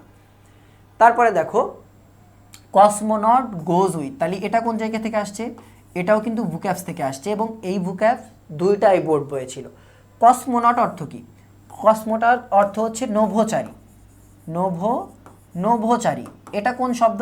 এই নভোচারী, এই কসমোনট হচ্ছে রাশিয়ান, এই কসমোনট শব্দটা হচ্ছে রাশিয়ান একটা শব্দ, রাশিয়াতে মহাকাশচারীদের বলে হচ্ছে কসমোনট। তাহলে কসমোনট শব্দটা কিসের সাথে যায়? এটা একদম ইজি, এটা যায় হচ্ছে অ্যাস্ট্রোনটের সাথে। অ্যাস্ট্রোনট শব্দটা হচ্ছে সারা পৃথিবীতে ইউজ করা হয় মহাকাশচারী হিসেবে, এই মহাকাশচারী হিসেবে সারা পৃথিবীতে ব্যবহৃত শব্দ হচ্ছে অ্যাস্ট্রোনট, বাট রাশিয়াতে কি বলে? কসমোনট বলে সেটাকে। তোমরা কোন জায়গায় পাইছো? কল্পনা চাওলার ওই প্যাসেজের আগে যে ছিল, ওনার নাম যেন কি ছিল, ভ্যালেন্টিনা তেরস্কোভা, ওনার প্যাসেজে কিন্তু এই জিনিসটা পেয়েছো যে কসমোনট এবং অ্যাস্ট্রোনট শব্দটা কিন্তু দুইটাই ওই জায়গাতে ছিল। তাহলে এবার দেখো 9 number, let's try to agree dash a death, let's try with, তাহলে এবার এইটা আসছে কোন জায়গা থেকে? অ্যাপ্রোপ্রিয়েট প্রিপোজিশন থেকে। এটা হচ্ছে অ্যাপ্রোপ্রিয়েট প্রিপোজিশনের কোয়েশ্চেন, অ্যাপ্রোপ্রিয়েট প্রিপোজিশন। তাহলে let's try to agree dash a date, অর্থাৎ বলা হচ্ছে যে চলো একটা ডেটের সাথে সম্মত হয়, বা একটা ডেট আমরা কি করি? ফিক্স করি। তাহলে দেখো লেটস ট্রাই টু অ্যাগ্রি, তাহলে কি হবে এখানে? উইথ কিন্তু হবে। অ্যাগ্রি যখন সম্মত হওয়া বোঝায় তখন অ্যাগ্রির সাথে কি ব্যবহার হয়? উইথ ব্যবহৃত হয়। 10 দেখো, at last the enemy dash, এটা কি? এইটা হচ্ছে আমাদের এটা কি বলা হয়? ফ্রেজাল ভার্ব বলবো? হ্যাঁ, ফ্রেজাল ভার্ব। এটা হচ্ছে ফ্রেজাল ভার্ব থেকে আসা প্রশ্ন, বা অনেকটা অ্যাপ্রোপ্রিয়েট প্রিপোজিশনের মতো। দেখো এখানে একটা মাত্র শব্দ আছে যেটা দিলে পারে আমাদের অর্থটা মিলবে, সেটা হচ্ছে এটা না, এটা হচ্ছে গেভ ইন। গেভ ইন মানে কি? গেভ ইন মানে হচ্ছে সারেন্ডার করা, গেভ ইন মানে হচ্ছে সারেন্ডার করা, গেভ ইন মানে হচ্ছে সারেন্ডার। দেখো at last the enemy gave in, অর্থাৎ অবশেষে এনিমি কি করলো? আত্মসমর্পণ করলো। এটা মুখস্থ অংশ, এখানে মোটামুটি ধরো বোঝার খুব একটা বিষয় নাই, এটা পুরোটাই হচ্ছে তোমার মনে রাখতে হবে।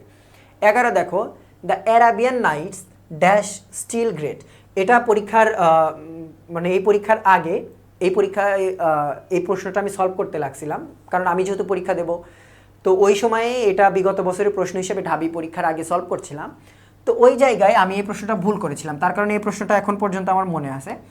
আমি নাইটস আছে, অর্থাৎ প্লুরাল, অর্থাৎ অনেকগুলো নাইটের কথা বলছে, তো তার কারণে আমি এখানে আর দিয়েছিলাম।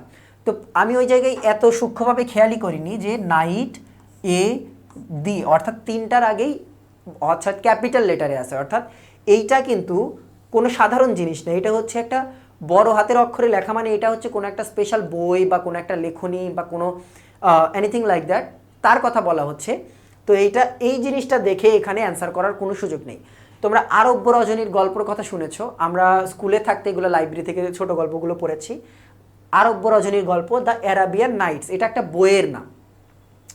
তো এখানে নাইটস থেকে কনফিউজড হয়ে আর দেওয়ার দরকার নেই, এটার অ্যান্সার হবে হচ্ছে ইস, দ্য অ্যারাবিয়ান নাইটস, অর্থাৎ আরব্য রজনীর গল্প এখনও দারুণ, অসাধারণ। সরি, তাহলে এটা কি হবে? এটা কিন্তু ইজ হবে, এবং এটা কিন্তু একটা বইয়ের নাম। তো এই জিনিসটা খেয়াল করে দেখবা যে এরকম থাকলে আবার আগেরগুলো ক্যাপিটাল লেটারে আছে কিনা, তাহলে বুঝতে পারবে যে এটা স্পেশাল কিছু। এখানে শুধুমাত্র প্লুরাল দেখেই আমাদের ভার্ব বসানো যাবে না। 12 দেখো, I am not bad dash tennis, এটাও কোন জায়গা থেকে আসছে? এটাও অ্যাপ্রোপ্রিয়েট প্রিপোজিশন থেকে আসা প্রশ্ন, অ্যাপ্রোপ্রিয়েট প্রিপোজিশনের প্রশ্ন এটা। I am not bad dash tennis, তাহলে আমরা জানি কোনো কিছুতে ভালো গুড অ্যাট, কোনো কিছুতে খারাপ ব্যাড অ্যাট, এটা কিন্তু বসে, অর্থাৎ গুড অ্যাট বা ব্যাড অ্যাট বসে। এখানে অ্যান্সার আমাদের অ্যাট। তাহলে কোনো কিছুতে ভালো, তাহলে অ্যাপ্রোপ্রিয়েট প্রিপোজিশন হিসেবে গুডের সাথে কি বসবে? Good at. কোনো কিছুতে খারাপ, তাহলে এই ব্যাডের সাথে অ্যাপ্রোপ্রিয়েট প্রিপোজিশন হিসেবে কি বসবে? অ্যাড বসবে কিন্তু। এরপরে দেখো 13 number, nostalgia is to anticipation as dash is to dash. তাহলে এটাও কোন জায়গা থেকে আসছে? এটাও আমাদের হচ্ছে অ্যানালজির কোশ্চেন। তাহলে দেখো রাজশাহী ইউনিভার্সিটিতে কিন্তু অ্যানালজি অনেক মানে ওদের অনেক ফেভারিট একটা কোয়েশ্চেন বলা চলে। তাহলে নস্টালজিয়া ইজ টু অ্যান্টিসিপেশন, এইটার সাথে আমাদের মিলাতে হবে। এখন দেখো নস্টালজিয়া জিনিসটি কি? অর্থাৎ আবেগপ্রবণ হয়ে যাওয়া, অতীতের কোনো কথা মনে পড়ে কি হয়ে যাওয়া? আবেগপ্রবণ হয়ে যাওয়াকে কি বলে? নস্টালজিয়া। নস্টালজিয়া তাহলে কিসের সাথে জড়িত? নস্টালজিয়া জড়িত হচ্ছে পাস্টের সাথে, অর্থাৎ অতীতের কথা মনে পড়লে মানুষ নস্টালজিয়া হয় না, নস্টালজিয়া হয়। ভবিষ্যতের কথা মনে পড়লে কিন্তু মানুষ নস্টালজিয়া হয় না, কারণ ভবিষ্যতে কি হবে মানুষ জানেই না।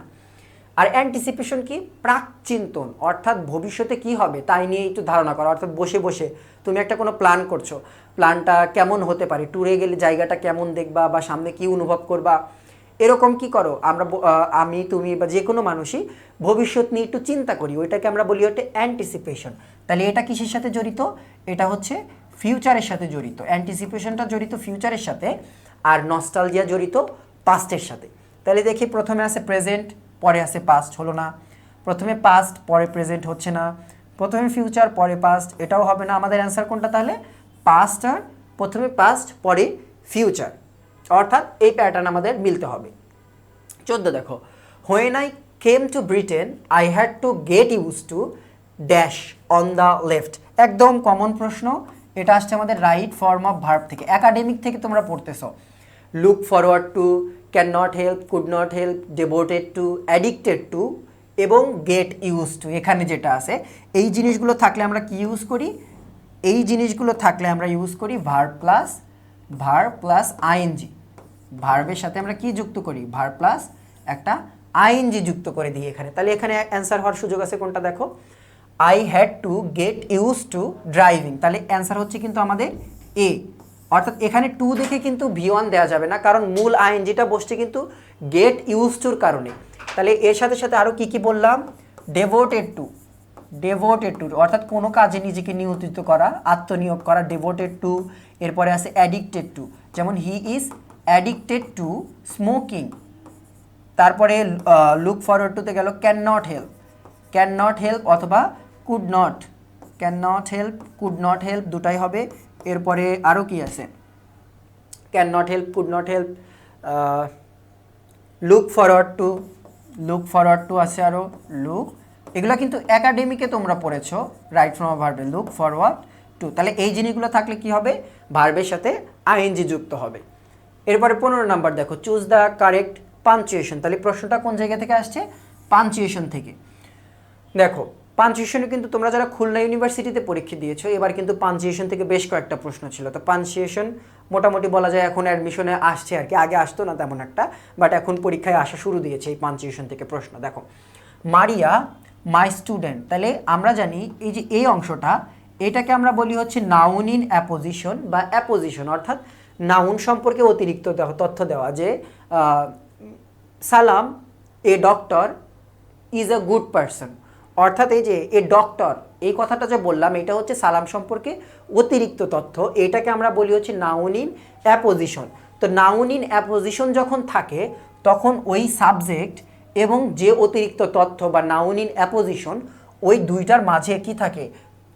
ডাবল করে হচ্ছে আমাদের কমা থাকে। তো এখানে কিন্তু কমা নেই, তার কারণে এ ভুল। বি দেখো, পরের কমাটা দেয়নি, অর্থাৎ নাউন ইন অ্যাপোজিশনের পরে যে কমা দরকার সেটা দেয়নি এখানে। এরপরে সি দেখো, Maria my student is on leave today. Maria যে আমার শিক্ষার্থী, সে আজকে ছুটিতে আছে, তো এটা কিন্তু ঠিক আছে। ডি দেখি, মারিয়া মাই স্টুডেন্ট, এখানে দুইটার কোনো জায়গাতেই দেয়নি, তার কারণে অ্যান্সার হচ্ছে আমাদের কোনটা? অ্যান্সার হচ্ছে আমাদের সি, এটা আমাদের হচ্ছে অ্যান্সার। তারপরে দেখো 16 number, the police have no authority dash the mob. তাহলে এটাও কোন জায়গা থেকে আসছে? এটাও আমাদের অ্যাপ্রোপ্রিয়েট প্রিপোজিশনের কিন্তু প্রশ্ন, অ্যাপ্রোপ্রিয়েট প্রিপোজিশন থেকে আসা প্রশ্ন আমাদের। এটা হবে হচ্ছে অথরিটি ওভার। তুমি চিন্তা করো জুলাই আন্দোলনের কথা, যখন পুলিশ নিয়ন্ত্রণ করার চেষ্টা করতেছে কিন্তু ছাত্র জনতা ওই গুলির সামনেও কি হচ্ছে, ওরা কিন্তু মানে মারা যাব কোনো ভয় নেই, তারপরেও কিন্তু ওরা রাস্তায় নেমে গেছে। তো তখন কি পুলিশের কিন্তু এই স্টুডেন্টদের ওপরে কোনো রকমের আর কর্তৃত্ব বা কোনো রকমের নিয়ন্ত্রণ কিন্তু ছিল না। তো সেটা এখানে বলছে the police have no authority dash the mob, অর্থাৎ জনগণের যে মব সৃষ্টি করেছে এইটার উপর পুলিশের আর কি নেই, নিয়ন্ত্রণ নেই। তাহলে অথরিটি ওভার এইটাকে কি বলা যায় বাংলায়, নিয়ন্ত্রণ। তাহলে এটার অ্যান্সার হবে আমাদের ওভার। আর একটা জিনিস খেয়াল করো, এই পুলিশ শব্দটা কিন্তু প্লুরাল, এই পুলিশের কিন্তু সিঙ্গুলার হচ্ছে পুলিশম্যান, পুলিশম্যান এটা কিন্তু সিঙ্গুলার, এটা কিন্তু পুরা পুলিশ ডিপার্টমেন্টকে বোঝাচ্ছে অর্থাৎ, আর এইটা কিন্তু ব্যক্তি সিঙ্গুলার বোঝাচ্ছে, একজন পুলিশ। 17 দেখো the abstract form of বেগার is, তাহলে এটা কোন জায়গা থেকে আসছে, এটা আমাদের পার্টস অফ স্পিচ তো অবশ্যই, বাট আরও যদি ডিফাইন করে বলি তাহলে হচ্ছে নাউন থেকে আসা প্রশ্ন। তাহলে বিগারের অ্যাবস্ট্রাক্ট ফর্ম কি, আমরা তো ভিক্ষুককে দেখতে পাই, বেগার অর্থ হচ্ছে ভিক্ষুক। তাহলে রাস্তাঘাটে যদি তুমি যাও অসংখ্য ভিক্ষুক তুমি কিন্তু দেখতে পারবা, বাট অ্যাবস্ট্রাক্ট ভিক্ষুকের অ্যাবস্ট্রাক্ট ফর্ম হচ্ছে ভিক্ষাবৃত্তি। এই ভিক্ষাবৃত্তি কিন্তু দেখা যায় না, তুমি রাস্তায় গেলে ভিক্ষুক দেখবা, ভিক্ষুক টাকা নিচ্ছে টাকা দেখবা, ভিক্ষুকের ব্যাগ দেখবা, বাট তুমি কি দেখতে পারবা না, ভিক্ষাবৃত্তি কিন্তু দেখতে পারবা না, এই জিনিসটা কিন্তু দেখা যায় না, এটা হচ্ছে অ্যাবস্ট্রাক্ট। তো ভিক্ষুকের অ্যাবস্ট্রাক্ট ফর্ম হচ্ছে বিগার হুড, অনেকে বিগার নেস মনে করেছো বাট এটা কিন্তু বিগার হুড, কিন্তু বেগার হুড। এরপরে 18 দেখো, তাহলে বেগার হুড অর্থ কি, বাংলা অর্থ, বাংলা অর্থ হচ্ছে ভিক্ষাবৃত্তি, ভিক্ষাবৃত্তি। এরপরে দেখো 18 she told me his name after he dash,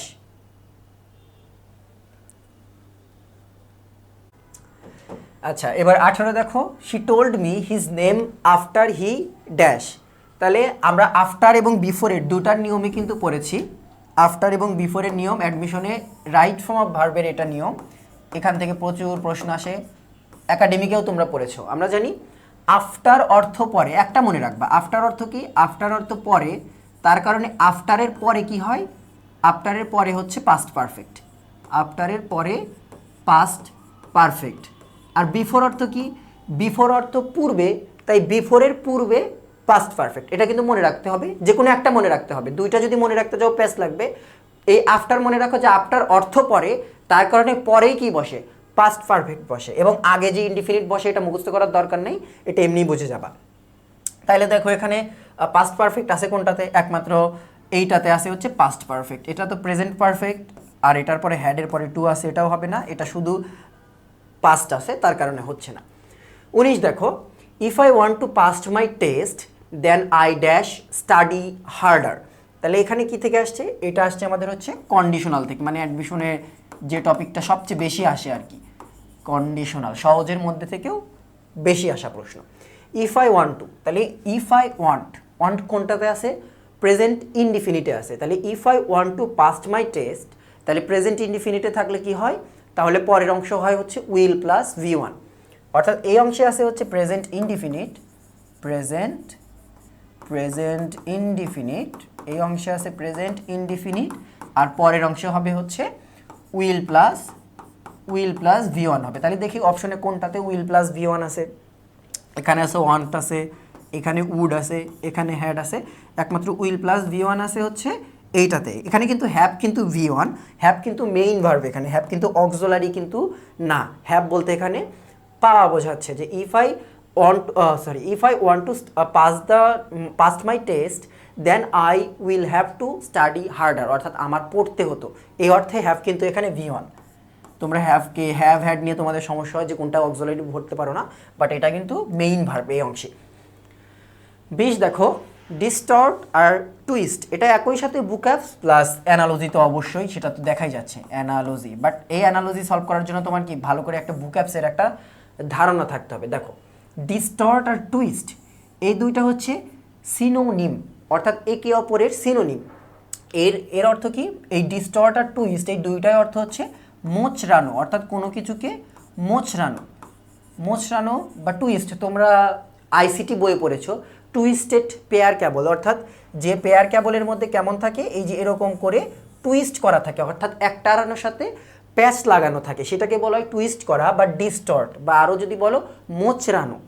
তাহলে দেখি, অর্থাৎ আমাদের এমন একটা অ্যানালজি খুঁজে বের করতে হবে যেখানে দুইটা একে অপরের কি সিনোনিম হবে। তাহলে দেখি, স্ট্রেইট, এটা কি স্ট্রেইটেন আর হচ্ছে বেন্ড। স্ট্রেইটেন বলতে বোঝায় হচ্ছে সোজা করা, স্ট্রেইট করা, অর্থাৎ কোনো কিছু একদম সোজা, স্ট্রেইট। আর বেন্ড মানে কি, বেন্ড মানে বাঁকা, অর্থাৎ এই কলমটাকে আমি কি করব, এখন বাঁকা করে ফেলবো, এটা হবে হচ্ছে বেন্ড। বেন্ড মানে হচ্ছে বাঁকানো, বেন্ড মানে হচ্ছে কোনো কিছুকে বাঁকানো, বাঁকানো। আর স্ট্রেইট মানে সোজা করা, তাহলে এটা হচ্ছে না। এরপরে দেখো ডিফর্ম। ডিফর্ম মানে কি, ফর্ম মানে কি, ফর্ম আমরা বলি যে একটা ফর্মে আছে, অর্থাৎ মোটামুটি একটা পরিস্থিতি বা পর্যায়ে আছে। ডিফর্ম মানে হচ্ছে ওই ফর্ম ভেঙে ফেলা, অর্থাৎ তুমি একটা জিনিস হাত দিয়ে বানালা, ধরলাম মাটি দিয়ে একটা পুতুল বানালা, পুতুলটাকে এবার ভেঙে দিলা, তাইলে এটাকে বলবো ডিফর্ম। এবং ওই পুতুলটাকে আবার বানালা, সেটা হচ্ছে রিফর্ম, অর্থাৎ ভাঙা গড়া বোঝাচ্ছে এখানে। তার কারণে এটা হচ্ছে না, কারণ বিপরীত হয়ে গেছে। এরপরে দেখো অবজার্ভ মানে কি, অবজার্ভ মানে হচ্ছে ভালো করে পরীক্ষা নিরীক্ষা করা, দীর্ঘক্ষণ সময় নিয়ে দেখা। ব্লার মানে হচ্ছে ঘোলা, ঘোলাটে, ব্লার বলতে ঘোলাটে, তোমরা মোবাইলে ক্যামেরাতে দেখো ব্লার ইফেক্ট বলো সেটা। আর তাহলে একমাত্র আমাদের কোনটা বাদ থাকছে, যে হারমোনাইজ আর হচ্ছে ব্যালেন্স। হারমোনাইজ মানে কি, যেখানে হারমোনি আছে বা তাল আছে, দুইটার অর্থ হচ্ছে মিল, মিল বা তাল, অর্থাৎ যেখানে মিলের ঐক্য আছে, দুটা সিনোনিম। এবার দেখো 22-23-এর প্রশ্ন। এবার এটা হচ্ছে আমাদের শেষ প্রশ্নের সেট, এবং এখান থেকে 28টা প্রশ্ন ছিল 22-23 সালে, কম্প্রিহেনশন সহ, আমরা সেটাও দেখব। চলো দেখি। 1 number, which of the following pair is similar in relationship. তাহলে এটা কোন জায়গা থেকে আসছে, অ্যানালজি। তাহলে একটা জিনিস কিন্তু ভালো করে বোঝা গেল যে অ্যানালজি ছাড়া কিন্তু এই আরইউ এর বি এই ইউনিটের পরীক্ষা কিন্তু অসম্পূর্ণ, অ্যানালজি ভালো করে পড়তে হবে।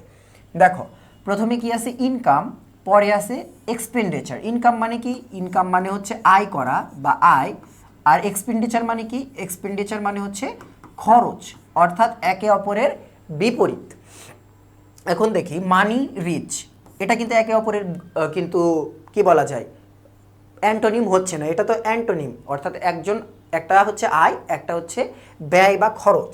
এরপরে দেখো সেভিং আর ইনভেস্টমেন্ট। সেভিং মানে কি, টাকা সেভ করা, আর ইনভেস্ট করা মানে কোনো কিছুর মধ্যে বিনিয়োগ করা। বিনিয়োগ করা অর্থ কিন্তু সেভিংয়ের বিপরীত না, যে আমি খরচ করে ফেললাম, এটাও কিন্তু হচ্ছে না। এরপরে দেখো পন্ড আর ফিশ, এটাও কিন্তু হচ্ছে না, কারণ পুকুরে মাছ থাকে, এটা তো আর একে অপরের বিপরীত হতে পারে না। তাহলে অ্যান্সার হচ্ছে কোনটা, প্রোডাকশন আর হচ্ছে কনজাম্পশন। কিভাবে, প্রোডাকশন মানে কি, প্রোডাকশন মানে হচ্ছে উৎপাদন, অর্থাৎ তুমি উৎপাদন করলা, এবং উৎপাদনের বিপরীত কি, সেটা ভোগ করা। কনজাম্পশন মানে হচ্ছে ভোগ করা, তাইলে এটা হচ্ছে বিপরীত। তাহলে দেখো 2 নাম্বার, হুইচ সেন্টেন্স কন্টেইনস এ জিরান্ড। তাহলে এটা কোন থেকে আসছে, এটা আসছে ভার্ব থেকে, প্লাস এটা হচ্ছে জিরান্ডের একটা প্রশ্ন। দেখো তাহলে আমরা জানি জিরান্ড কি হতে হবে, জিরান্ড হচ্ছে ভার্ব প্লাস আইএনজি যুক্ত একটা ফর্ম, যেটার সাথে কি বসে না, কোনো অক্সিলারি থাকে না, is, Aja, R, wire, will, being, কিচ্ছু থাকবে না, বিং যাই বলো না কিসের জন্য, এটা সিম্পলি ভার্বের আইএনজি যুক্ত একটা ফর্ম। এবং এটা কোন জায়গায় বসবে, এই জিরানটা বসবে এমন এমন জায়গায়, যে জায়গায় কোথায় কি বসে, নাউন বসে, অর্থাৎ নাউন যেখানে যেখানে বসে সেই জায়গাতেই কার বসার অধিকার আছে, জিরান বসার অধিকার আছে। এবং কি থাকবে না, প্রথমে বললাম অক্সিলারি ভার্ব থাকবে না। তাহলে দেখো দেখো she always starts her day with a cup of coffee, কোনো জিরান নেই। তারপরে দেখি ডি, দেখো হি ইজ স্টাডিং, এই যে অক্সিলারি ভার্ব প্লাস এখানে আছে হচ্ছে ভার্ব প্লাস আইএনজি। তা আমরা কি বলেছিলাম যে আইএনজি যুক্ত ফর্ম ভার্বের থাকবে অবশ্যই, কিন্তু তার আগে অক্সিলারি থাকা যাবে না, অক্সিলারি থাকলে তো হবে না। এরপরে দেখো I love to travel and explore new places, এটাও ভুল। তাহলে একমাত্র আমাদের অ্যান্সার হচ্ছে কোনটা, অ্যান্সার হচ্ছে cooking is one of my favourite hobbies, অর্থাৎ রান্না আমার প্রিয় শখ। তাহলে কুকিং, এটাকে আমরা ইট দিয়ে রিপ্লেস করি, ইট দিয়ে রিপ্লেস করলে সেটা কি পাই আমরা জানি, জিরান্ড পাওয়া যায়। Cooking, it is one of my favourite hobbies, অর্থাৎ নাউনের জায়গায়, এটা কিন্তু নাউনের পজিশন। নাউন কোন জায়গায় বসে, সাবজেক্টে বসে, অবজেক্টে বসে, প্রিপোজিশনের পরে বসে। তো ওই সব জায়গায় এই কুকিংটা যদি বসে, তাহলে কুকিংটা তখন কি হয়ে যায়, জিরান্ড হয়ে যায়। এই অবস্থায় ও হচ্ছে সাবজেক্টের জায়গায় বসে আছে। 3 দেখো, which sentence contains an infinitive. Infinitive কি, এই ইনফিনিটিভ হচ্ছে টু প্লাস ভার্বের V1, এটাকে আমরা বলি হচ্ছে ইনফিনিটিভ। আর একটা ইনফিনিটিভ আছে বেয়ার ইনফিনিটিভ, ওই বেয়ারে কি থাকে না, ভার্বের V1 ফর্ম থাকে বাট আগে টু থাকে না, কিন্তু ওটা আমাদের এখন লাগবে না, আমাদের এখন শুধু লাগবে ইনফিনিটিভ কোনটা আছে। তাহলে এটা কোন জায়গা থেকে আসছে, এটা ওই ভার্বের মধ্যে থেকে, জিরান্ড ইনফিনিটিভ পার্টিসিপল ওই অংশ থেকে, অর্থাৎ ভার্ব থেকে। তাহলে দেখি প্রথমে, she enjoys reading books in her free time. তাহলে এখান থেকে এটা কিন্তু হচ্ছে না, কারণ টু প্লাস V1 লাগবে, সেটা নেই। আর একটা জিনিস এখানে খেয়াল করো, এনজয় রিডিং, আমরা কিছু কিছু ভার্বের কথা বিগত ক্লাসেও বলেছি, যেমন স্টপ, স্টার্ট। এই স্টপ অথবা স্টার্ট এই ধরনের ভার্ব বা এনজয় এখানে আছে, এখানে এনজয় আছে, এই ভার্বগুলোর পরে কি বসে, ভার্বের সাথে কিন্তু আইএনজি বসে, কোনো কিছু দরকার পড়ে না। দেখো, শি এনজয়েস রিডিং বুকস, সে বই পড়া বা বই পড়ে সে আনন্দ পায়, বা বই পড়া তার আনন্দের কাজ। তো এই স্টপ, স্টার্ট, এনজয় এরকম ভার্বের পরে কি বসে, আইএনজি বসে। কেন, ভার্বযুক্ত ভার্বের সাথে আইএনজি কিন্তু বসে। এরপরে দেখি, we should always treat others with kindness and respect. To plus V1 কিন্তু কোনো জায়গায় পেলাম না। ডি দেখো, running is a great form of exercise, এখানে কিন্তু জিরান্ড পেয়েছি, আমরা আগের প্রশ্নেই পড়লাম যে জিরান্ড জিনিসটি কি। তো এইখানে কিন্তু দেখো জিরান্ড আছে, কিন্তু আমাদের তো ইনফিনিটিভ দরকার, তাহলে এটাও অ্যান্সার না। অ্যান্সার আমাদের একটা মাত্র, to plus V1, to be or not to be, that is the question. এটা কিন্তু হচ্ছে উইলিয়াম শেক্সপিয়ারের লেখা একটা কি বলে, ওটা হচ্ছে উইলিয়াম শেক্সপিয়ারের একটা প্লে থেকে নেওয়া, উইলিয়াম শেক্সপিয়ারের একটা প্লে থেকে নেওয়া, সেটা হচ্ছে হ্যামলেট। এটা হচ্ছে হ্যামলেট থেকে নেওয়া লাইন, হ্যামলেট থেকে নেওয়া, হ্যামলেট থেকে পিক করা হয়েছে, এবং এটার লেখক হচ্ছে উইলিয়াম শেক্সপিয়ার, উইলিয়াম শেক্সপিয়ার। তাহলে এখান থেকে আরও দুইটা তথ্য জানলাম, যে to be or not to be, that is the question. এই যে টু প্লাস V1 আছে, এখানেও আছে, এখানেও আছে, টু প্লাস V1 থাকার কারণে এটা অ্যান্সার। প্লাস এই লাইনটা কোথা জায়গা থেকে নেওয়া, হ্যামলেট থেকে নেওয়া, এবং এটা উইলিয়াম শেক্সপিয়ারের একটা প্লে। এবং হ্যামলেট, এটা হচ্ছে হ্যামলেট হচ্ছে প্লে। এবং আর একটা জিনিস, সেটা হচ্ছে এই হ্যামলেট অর্থ, হ্যামলেট অর্থ পরীক্ষায় আসে। হ্যামলেট অর্থ কি, এই হ্যামলেট অর্থ হচ্ছে স্মল ভিলেজ, হ্যামলেট অর্থ হচ্ছে স্মল ভিলেজ, ছোট গ্রাম। এটা তোমাদের বোর্ড বইয়ে সরাসরি উল্লেখ করা আছে। আচ্ছা, এবার দেখি 4 number, despite of the increase in the train fare. Fare মানে হচ্ছে ভাড়া, ফেয়ার মানে হচ্ছে ভাড়া, যাতায়াত ভাড়া। Most people still prefer to, প্রেফারের পরে কি হয়, প্রেফারের পরে কিন্তু টু ভার্ব বসে, এটা কিন্তু appropriate preposition. Prefer to, senior to, inferior to, junior to, এগুলোর পরে টু বসে। ট্রাভেল বাই ট্রেন, তাহলে আইডেন্টিফাই দ্য রিডান্ডেন্ট। দেখো এখানে প্রশ্নটা কোন জায়গা থেকে আসছে, এখানে প্রশ্নটা আসছে কিন্তু রিডান্ডেন্ট থেকে, যে টপিক থেকে অ্যাডমিশনে খুবই কম আসে। বাংলায় তোমরা পড়ো গুরুচণ্ডালী, গুরুচণ্ডালী, এই গুরুচণ্ডালী যেটা বাংলায় পড়ো সেটাই হচ্ছে ইংলিশে রিডান্ডেন্সি, বা শব্দের অতিরিক্ত ব্যবহার, যেটা দরকারি নেই সেটাই ব্যবহারকে করাকে বলি আমরা হচ্ছে রিডান্ডেন্সি। তাই দেখি এখানে রিডান্ডেন্সি কোন জায়গায় আছে। দেখো অপশন দিয়ে দিছে 4টা, ডিসপাইট অফ, স্টিল, প্রেফার, আর হচ্ছে ট্রাভেল। একমাত্র দেখো শুরুতে ডিসপাইট অফ, ডিসপাইটের পরে কিন্তু অফ বসে না, এটা তোমরা জানো। ডিসপাইট অর্থই সত্ত্বে, বা ডিসপাইট যদি বসাও তাইলে ওই ডিসপাইট অফ কথাটার অর্থ চলে আসে। তো ডিসপাইটের সাথে কি বসে না, অফ বসে না, শুধু ডিসপাইট বসে। ডিসপাইট অর্থ হচ্ছে শর্তে, এখানে শুধু ডিসপাইট বসবে, এই অফটা হচ্ছে ভুল, অর্থাৎ এই অফটা হচ্ছে রিডান্ডেন্ট, অর্থাৎ এটাই হচ্ছে অতিরিক্ত ইউজ করা হয়েছে এখানে। Despite the increase in the train fair, অর্থাৎ ট্রেনের ভাড়ার বৃদ্ধির সত্ত্বেও লোকজন এখনও ট্রেনে যাওয়াকেই কি করে, প্রেফার করে, অনুমোদন করে। তো এই জায়গায় এই অফটা কি, অতিরিক্ত, এই অফটা হচ্ছে এই জায়গায় অতিরিক্ত, এটাই হচ্ছে অতিরিক্ত বা রিডান্ডেন্ট, এটাই অতিরিক্ত এখানে ব্যবহার করা হয়েছে। তাইলে কোনো জায়গায় আসে না, তারপরেও তোমাকে কি করতে হবে, রিডান্ডেন্সি অর্থাৎ গুরুচণ্ডালী বাংলায় যেটা বলি সেটা একবার রিভিশন দিয়ে যেতে হবে। 5 দেখো, what is the adjective of the word money. তাহলে এটা কোন থেকে আসছে, এটা হচ্ছে আমাদের অ্যাডজেক্টিভ থেকে আসছে। অ্যাডজেক্টিভ থেকে আসছে এবং ভার্বের ফর্ম জানতে চাওয়া হয়েছে। এইটার আর একটা আলাদা টপিক আছে, সেটার নাম হচ্ছে ডেরিভেটিভস। অত দূর যাওয়ার দরকার নাই, তোমরা জাস্ট ফর্মগুলো জেনে রাখবা যে একটা নাউনের অ্যাডজেক্টিভ কী হয়। সবগুলো তো এই অল্প কয়েকদিনে পড়া সম্ভব না, যেটুক সম্ভব। তাইলে আমরা এবার পড়তেছি হচ্ছে মানি, যে মানির অ্যাডজেক্টিভ কী হয়। মানির অ্যাডজেক্টিভ হয় হচ্ছে মানিটারি। মানির অ্যাডজেক্টিভ হচ্ছে মানিটারি হবে।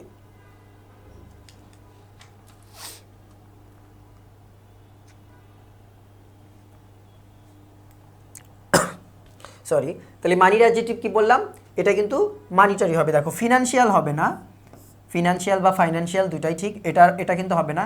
ইকোনমিক হবে না, তোমরা কিন্তু ইকোনমিকটা অনেকটা এটার সাথে কনফিউজ হয় আমাদের, কিন্তু একাডেমিক ক্লাসে বারবার তোমাদের বলা হয় যে ইকোনমিক আর ইকোনমিক্স শব্দের মধ্যে কিন্তু পার্থক্য আছে। তোমরা অনেকে ইকোনমিক এটা ইউজ করো, এই ইকোনমিক অর্থ হচ্ছে কৃপণ। ইকোনমিক অর্থ হচ্ছে কৃপণ বা মৃতব্যয়ী অন কাইন্ড অফ, অর্থাৎ যে ব্যক্তি কৃপণ তাকে বলা হচ্ছে ইকোনমিক। অনেকে সাবজেক্টের নামের জায়গায় ইকোনমিক লিখে দেয়, ইকোনমিক নামে কিন্তু কোনো সাবজেক্ট নাই, ওটা কিন্তু ইকোনমিক্স। এরপরে দেখো মনিটারি, মানি এটা তো হয়নি, এটা হচ্ছে বানান ভুল আছে এই জায়গা থেকে, টারি হয় না, টারি হয় কিন্তু। তো এই জিনিসটা একটু খেয়াল রেখো যে এটা হচ্ছে টারি, মানি টারি, এটা কিন্তু নাই, এটা একটু খেয়াল রাখতে হবে। পরীক্ষায় যদি এরকম থাকে তো উত্তর জানা সত্ত্বেও কিন্তু কনফিউজড হয়ে যাবা। তো এটা কিন্তু টারি কিন্তু লাস্টে, এটা একটু খেয়াল রেখো, এটা নিজের মনে রাখতে হবে, তাছাড়া কোনো উপায় নেই। আচ্ছা, এবার 6 যায়। দেখো which sentence contains an indefinite pronoun. এটা মুখস্থ অংশ, এটা আশা করি তোমাদের বলে দিতে হবে না, কারণ অ্যাডমিশনের এতখানি পড়ে চলে আসছো তোমরা। ইনডিফিনিট প্রোনাউন অর্থাৎ অনির্দিষ্ট, যেটা কাকে বলা হচ্ছে বোঝা যাচ্ছে না। তাইলে এটা কোনটা আছে, একমাত্র এই দেখো, এই যে সামন। এটা আশা করি আর ব্যাখ্যা করার কোনো প্রয়োজন নেই, তোমরা জাস্ট প্রোনাউনের ক্লাসিফিকেশন দেখলেই ওখানে বুঝে যাবা যে ডেমনস্ট্রেটিভ কোনগুলো, ডিস্ট্রিবিউটিভ কোনগুলো, জাস্ট একবার দেখে নিবা ওই জায়গা। তাহলে এটা কোন জায়গা থেকে আসছে, এটা আসছে হচ্ছে প্রোনাউন থেকে, প্রোনাউন, আর বৃহৎ অর্থে হচ্ছে পার্টস অফ স্পিচ থেকে। তারপরে দেখো 7 number, the feminine gender of drone. তাহলে এটা আসলো কোন জায়গা থেকে, এটা আসলো হচ্ছে জেন্ডার থেকে, এটা আসছে আমাদের জেন্ডার থেকে। The feminine gender of drone, drone মানে কি, ড্রোন মানে হচ্ছে মৌমাছি, ড্রোন মানে হচ্ছে মৌমাছি, বাট এটা হচ্ছে ছেলে মৌমাছি, এটা হচ্ছে মেল, এটা হচ্ছে ম্যাসকুলিন জেন্ডার, এটা হচ্ছে ছেলে মৌমাছি। তাহলে এটার মেয়ে ভার্সন কোনটা, মেয়ে ভার্সন হচ্ছে বি, যেটা আমরা সাধারণত পড়ে থাকি। বি মানে মৌমাছি বলতেই আমরা বুঝি বি, বাট এটার আবার ছেলে মেয়ে আছে, যেমন ছেলে মানুষের মধ্যে মেল ফিমেল, তেমন ওদের মধ্যে হচ্ছে ড্রোন আর বি। ইউ আছে, এটা ফিমেল, এটার হচ্ছে মেল হচ্ছে র্যাম, মেল হচ্ছে র্যাম বা আমরা যেটাকে ভেড়া বলি বাংলায় সেটা। এরপরে গুস আছে, গুসের হচ্ছে জেন্ডার, GANDER, এটাই মনে হয়, এটা এই জেন্ডারের থেকে কিন্তু বানানটা একটু আলাদা, এটা খেয়াল করে দেখো, এটাও মেল। এরপরে আছে হিন্ড, হিন্ড হয় হচ্ছে স্ট্যাগ হয়, বাঘ হয়, স্ট্যাগ মনে রাখো, একটা মনে রাখলেই হবে, স্ট্যাগ, এটা হচ্ছে মেল। এটাকে আর একটা নাম আছে, সেটা হচ্ছে কমন নাম, কমন নাম হচ্ছে ডিয়ার। ডিয়ার তো চেনো, হরিণ তো চেনো, হরিণ আশা করি সবারই চেনার কথা, এটা না চেনার কিছু নেই। তাহলে আমাদের জেন্ডারটাও কিন্তু রিভিশন দিতে হবে। 8 দেখো, which one is always used as singular, মানে এই 4টা শব্দের মধ্যে কোনটা সব সময় সিঙ্গুলার। তাহলে এটা কোন জায়গা থেকে আসছে, নাউন থেকে আসছে, সিঙ্গুলার প্লুরালের ইউজ, কোনটা সব সময় সিঙ্গুলার। দেখো একাধিক হর্স বলতে তুমি হর্সেস হয়ে যাবে, একাধিক হর্স হবে, কাস্টমস হয়, স্টাফস হয়, অর্থাৎ একাধিক আজে বাজে জিনিস, বা স্টাফ বলতে লাঠি বোঝায় বা নিজের কাজ, সেক্ষেত্রেও স্টাফ শব্দটা ইউজ করা হয়। তাহলে একমাত্র এই ব্রেড শব্দটার কোনো প্লুরাল হয় না।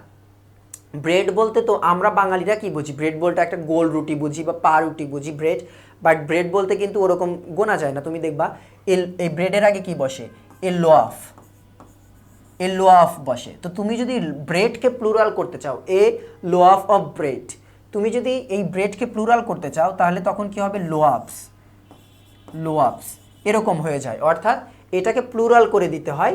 তাহলে এই ব্রেডই একমাত্র শব্দ এখানে যেটাকে কিন্তু সবসময় সিঙ্গুলার হিসেবে ইউজ করা হয়।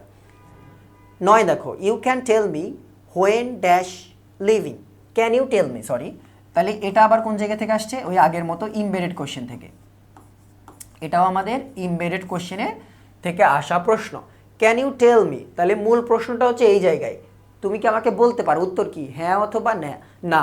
তাহলে বাকি যে অংশটা থাকবে এটা কিন্তু অ্যাসার্টিভ সেন্টেন্সের ফর্মে যাবে। তাহলে can you tell me when dash leaving, তাহলে আমরা কি বলেছিলাম অ্যাসার্টিভ সেন্টেন্সের স্ট্রাকচারে গেলে হোয়েনের পরে ডাব্লিউএস এর পরে আমাদের অক্সিলারি না বসে এবার আমাদের কি বসবে, সাবজেক্ট বসবে। এখানে দেখো একটা অক্সিলারি ভার্ব, এখানে একটা অক্সিলারি ভার্ব, আর দুইটাতে আমাদের মোটামুটি সাবজেক্ট আছে। তাহলে এই দুইটা নিয়ে এখন চিন্তা করব, দেখি। তাহলে can you tell me when the plane leaving না when the plane is leaving, এটা কিন্তু ইজ লিভিং হবে। কেন হবে?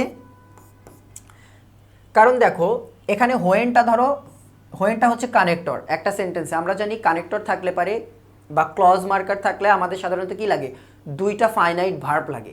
একটা ফাইনাইট ভার্ব হচ্ছে যে ক্যান ইউ টেল বা টেল ধরলাম, এখানে টেল, তাহলে আমাদের আর একটা লাগবে এই অংশে, সেটা কি, সেটা হচ্ছে ইজ। তার কারণে আমাদের অ্যান্সার হবে হচ্ছে এইটা, the plane. Can you tell me when the plane is leaving, তুমি কি আমাকে বলতে পারো কখন এই প্লেনটা ছাড়বে। 10 দেখো, which sentence has a subject verb error, তাহলে এটা কোন জায়গা থেকে আসছে, এটা হচ্ছে সাবজেক্ট ভার্ব এগ্রিমেন্ট। হ্যাঁ, এটা হচ্ছে সাবজেক্ট ভার্ব এগ্রিমেন্ট থেকে আসা প্রশ্ন। সাবজেক্ট ভার্ব এগ্রিমেন্ট থেকে প্রশ্ন এখন পর্যন্ত খুব একটা দেখা গেল না, এই প্রথম দেখলাম সাবজেক্ট ভার্ব এগ্রিমেন্ট। আমরা ডিসএগ্রিমেন্ট পড়েছি কিছুক্ষণ আগে, অর্থাৎ অনৈক্য, আর এগ্রিমেন্ট মানে ঐক্য, অর্থাৎ সাবজেক্ট ভার্বের মিল আছে কোনটাতে আমরা সেটা দেখি। দেখো প্রথমে হুইচ সেন্টেন্স আছে সাবজেক্ট ভার্ব ইরোর, কিন্তু ভুল খুঁজতে বলেছে আমাদের, সঠিকটা না। তাইলে দেখি দেখি my favourite colour is green, তাহলে my favourite colour is green, কোনো ভুল নেই এখানে, এটা ঠিক আছে। তার মানে এটা ভুল, মানে অপশন অনুযায়ী, কারণ আমাদের খুঁজতে হবে ভুল, অপশনটা আমরা বাদ দিলাম। They were singing a song, তাহলে দে প্লুরাল, তার কারণে তার সাথে কি বসলো, ওয়ার বসলো, ঠিক আছে। তারপরে দেখো শি সিঙ্গুলার, তার সাথে কি বসলো, হ্যাজ বসলো, তাহলে বোঝাই যাচ্ছে অ্যান্সার হবে হচ্ছে এ। তারপরেও আমরা দেখি কোন জায়গায় আসলে ভুলটা আছে। The team of players are ready to play, তাহলে দেখো প্লেয়ার্স রেডি টু প্লে না টিম প্লে, মূলত বোঝাচ্ছে the team is ready to play. এখানে দেখো এই অফ দিয়ে এইটুক কিন্তু যুক্ত করে দেওয়া হয়েছে, অফ হচ্ছে আঠার মতো, প্রিপোজিশনগুলো আঠার মতো, ওই সাবজেক্ট অবজেক্ট যেখানে বসাও না কেন সব জায়গায় ওরা দেখবা প্রিপোজিশন যোগ করে করে আরও বিভিন্ন ওয়ার্ডের সাথে যোগ করা যায়। কিন্তু আমাদের মূল সাবজেক্ট কোনটা, মূল সাবজেক্ট হচ্ছে আমাদের এখানে the team is ready to play. তারপরে বলছে যে টিমের খেলোয়াড়রা, দ্য টিম অফ প্লেয়ার্স, যদি শুধু প্লেয়ার্স থাকলো players are ready to play তাইলে হইতো, বাট এখানে যেহেতু আমাদের টিমটা সাবজেক্ট তার কারণে কি হচ্ছে, ইজ হচ্ছে, কারণ টিম সিঙ্গুলার। 11 দেখো, if I would have known, তার মানে বোঝা যাচ্ছে আসছে কোন জায়গা থেকে, আসছে হচ্ছে কন্ডিশনাল, এটাও হচ্ছে কন্ডিশনালের প্রশ্ন। If I would have known I would have gone with you, ভুল আছে বোঝা যাচ্ছে, চুজ দ্য কারেক্ট সেন্টেন্স, অর্থাৎ এই সেন্টেন্সটাই আমাদের কারেক্ট সেন্টেন্স লাগবে। দেখি তাইলে কি আছে, if I had been known I would have gone with you, আমরা জানি এখানে হ্যাড প্লাস V3 এইটা হলেই হয়ে যাবে, আমাদের বিন এখানে দরকার নেই, বিন অতিরিক্ত আসার কারণে আমাদের পুরো সেন্টেন্সটাই ভুল। সি দেখো, if I have known I would have gone with you, এটা ঠিক আছে, আমরা ধরলাম এটা অ্যান্সার হতে পারে। বি দেখো, if I know I will go with you, if I know I will go with you, এইটা ঠিক আছে, বাট আমাদের উপরের সেন্টেন্সটা কিন্তু খেয়াল করতে হবে। If I would have known I would have gone with you, অর্থাৎ বলছে আমি যদি জানতাম তাহলে তোমার সাথে যেতাম, যাব, এই কথা কিন্তু বলেনি, অর্থাৎ এটা কিন্তু আমাদের প্রেজেন্টে আসার কোনো সুযোগ নেই কিন্তু। এরপরে দেখো 1 number, if I had known I would have gone with you. এখন দেখো এই জায়গায় মূল ভুল তো হচ্ছে যে হ্যাভ আছে, তার কারণে ভুল, কারণ আমাদের লাগবে হচ্ছে পাস্ট পারফেক্ট হলেই পরের অংশে would plus have plus V3 হয়, কন্ডিশনালের 3টার একটা নিয়ম, থার্ড কন্ডিশনালের নিয়ম। তো ওই নিয়ম অনুযায়ী আমাদের অ্যান্সার হচ্ছে কোনটা, শুধুমাত্র এইটা হচ্ছে, এটাও হবে না কারণ এখানে হ্যাভ আছে। 12 দেখো, which sentence contains a preposition, তাহলে এটা তো বুঝতেই পারছো এটা কোন জায়গা থেকে আসছে, এটা আসছে হচ্ছে প্রিপোজিশন থেকে। এটার মধ্যে কোনটাতে প্রিপোজিশন আছে সেটা দেখতে হবে। দেখো D, he is a good singer, কোনো প্রিপোজিশন নেই। দ্য স্টোর ইজ ক্লোজড, কোনো প্রিপোজিশন নেই।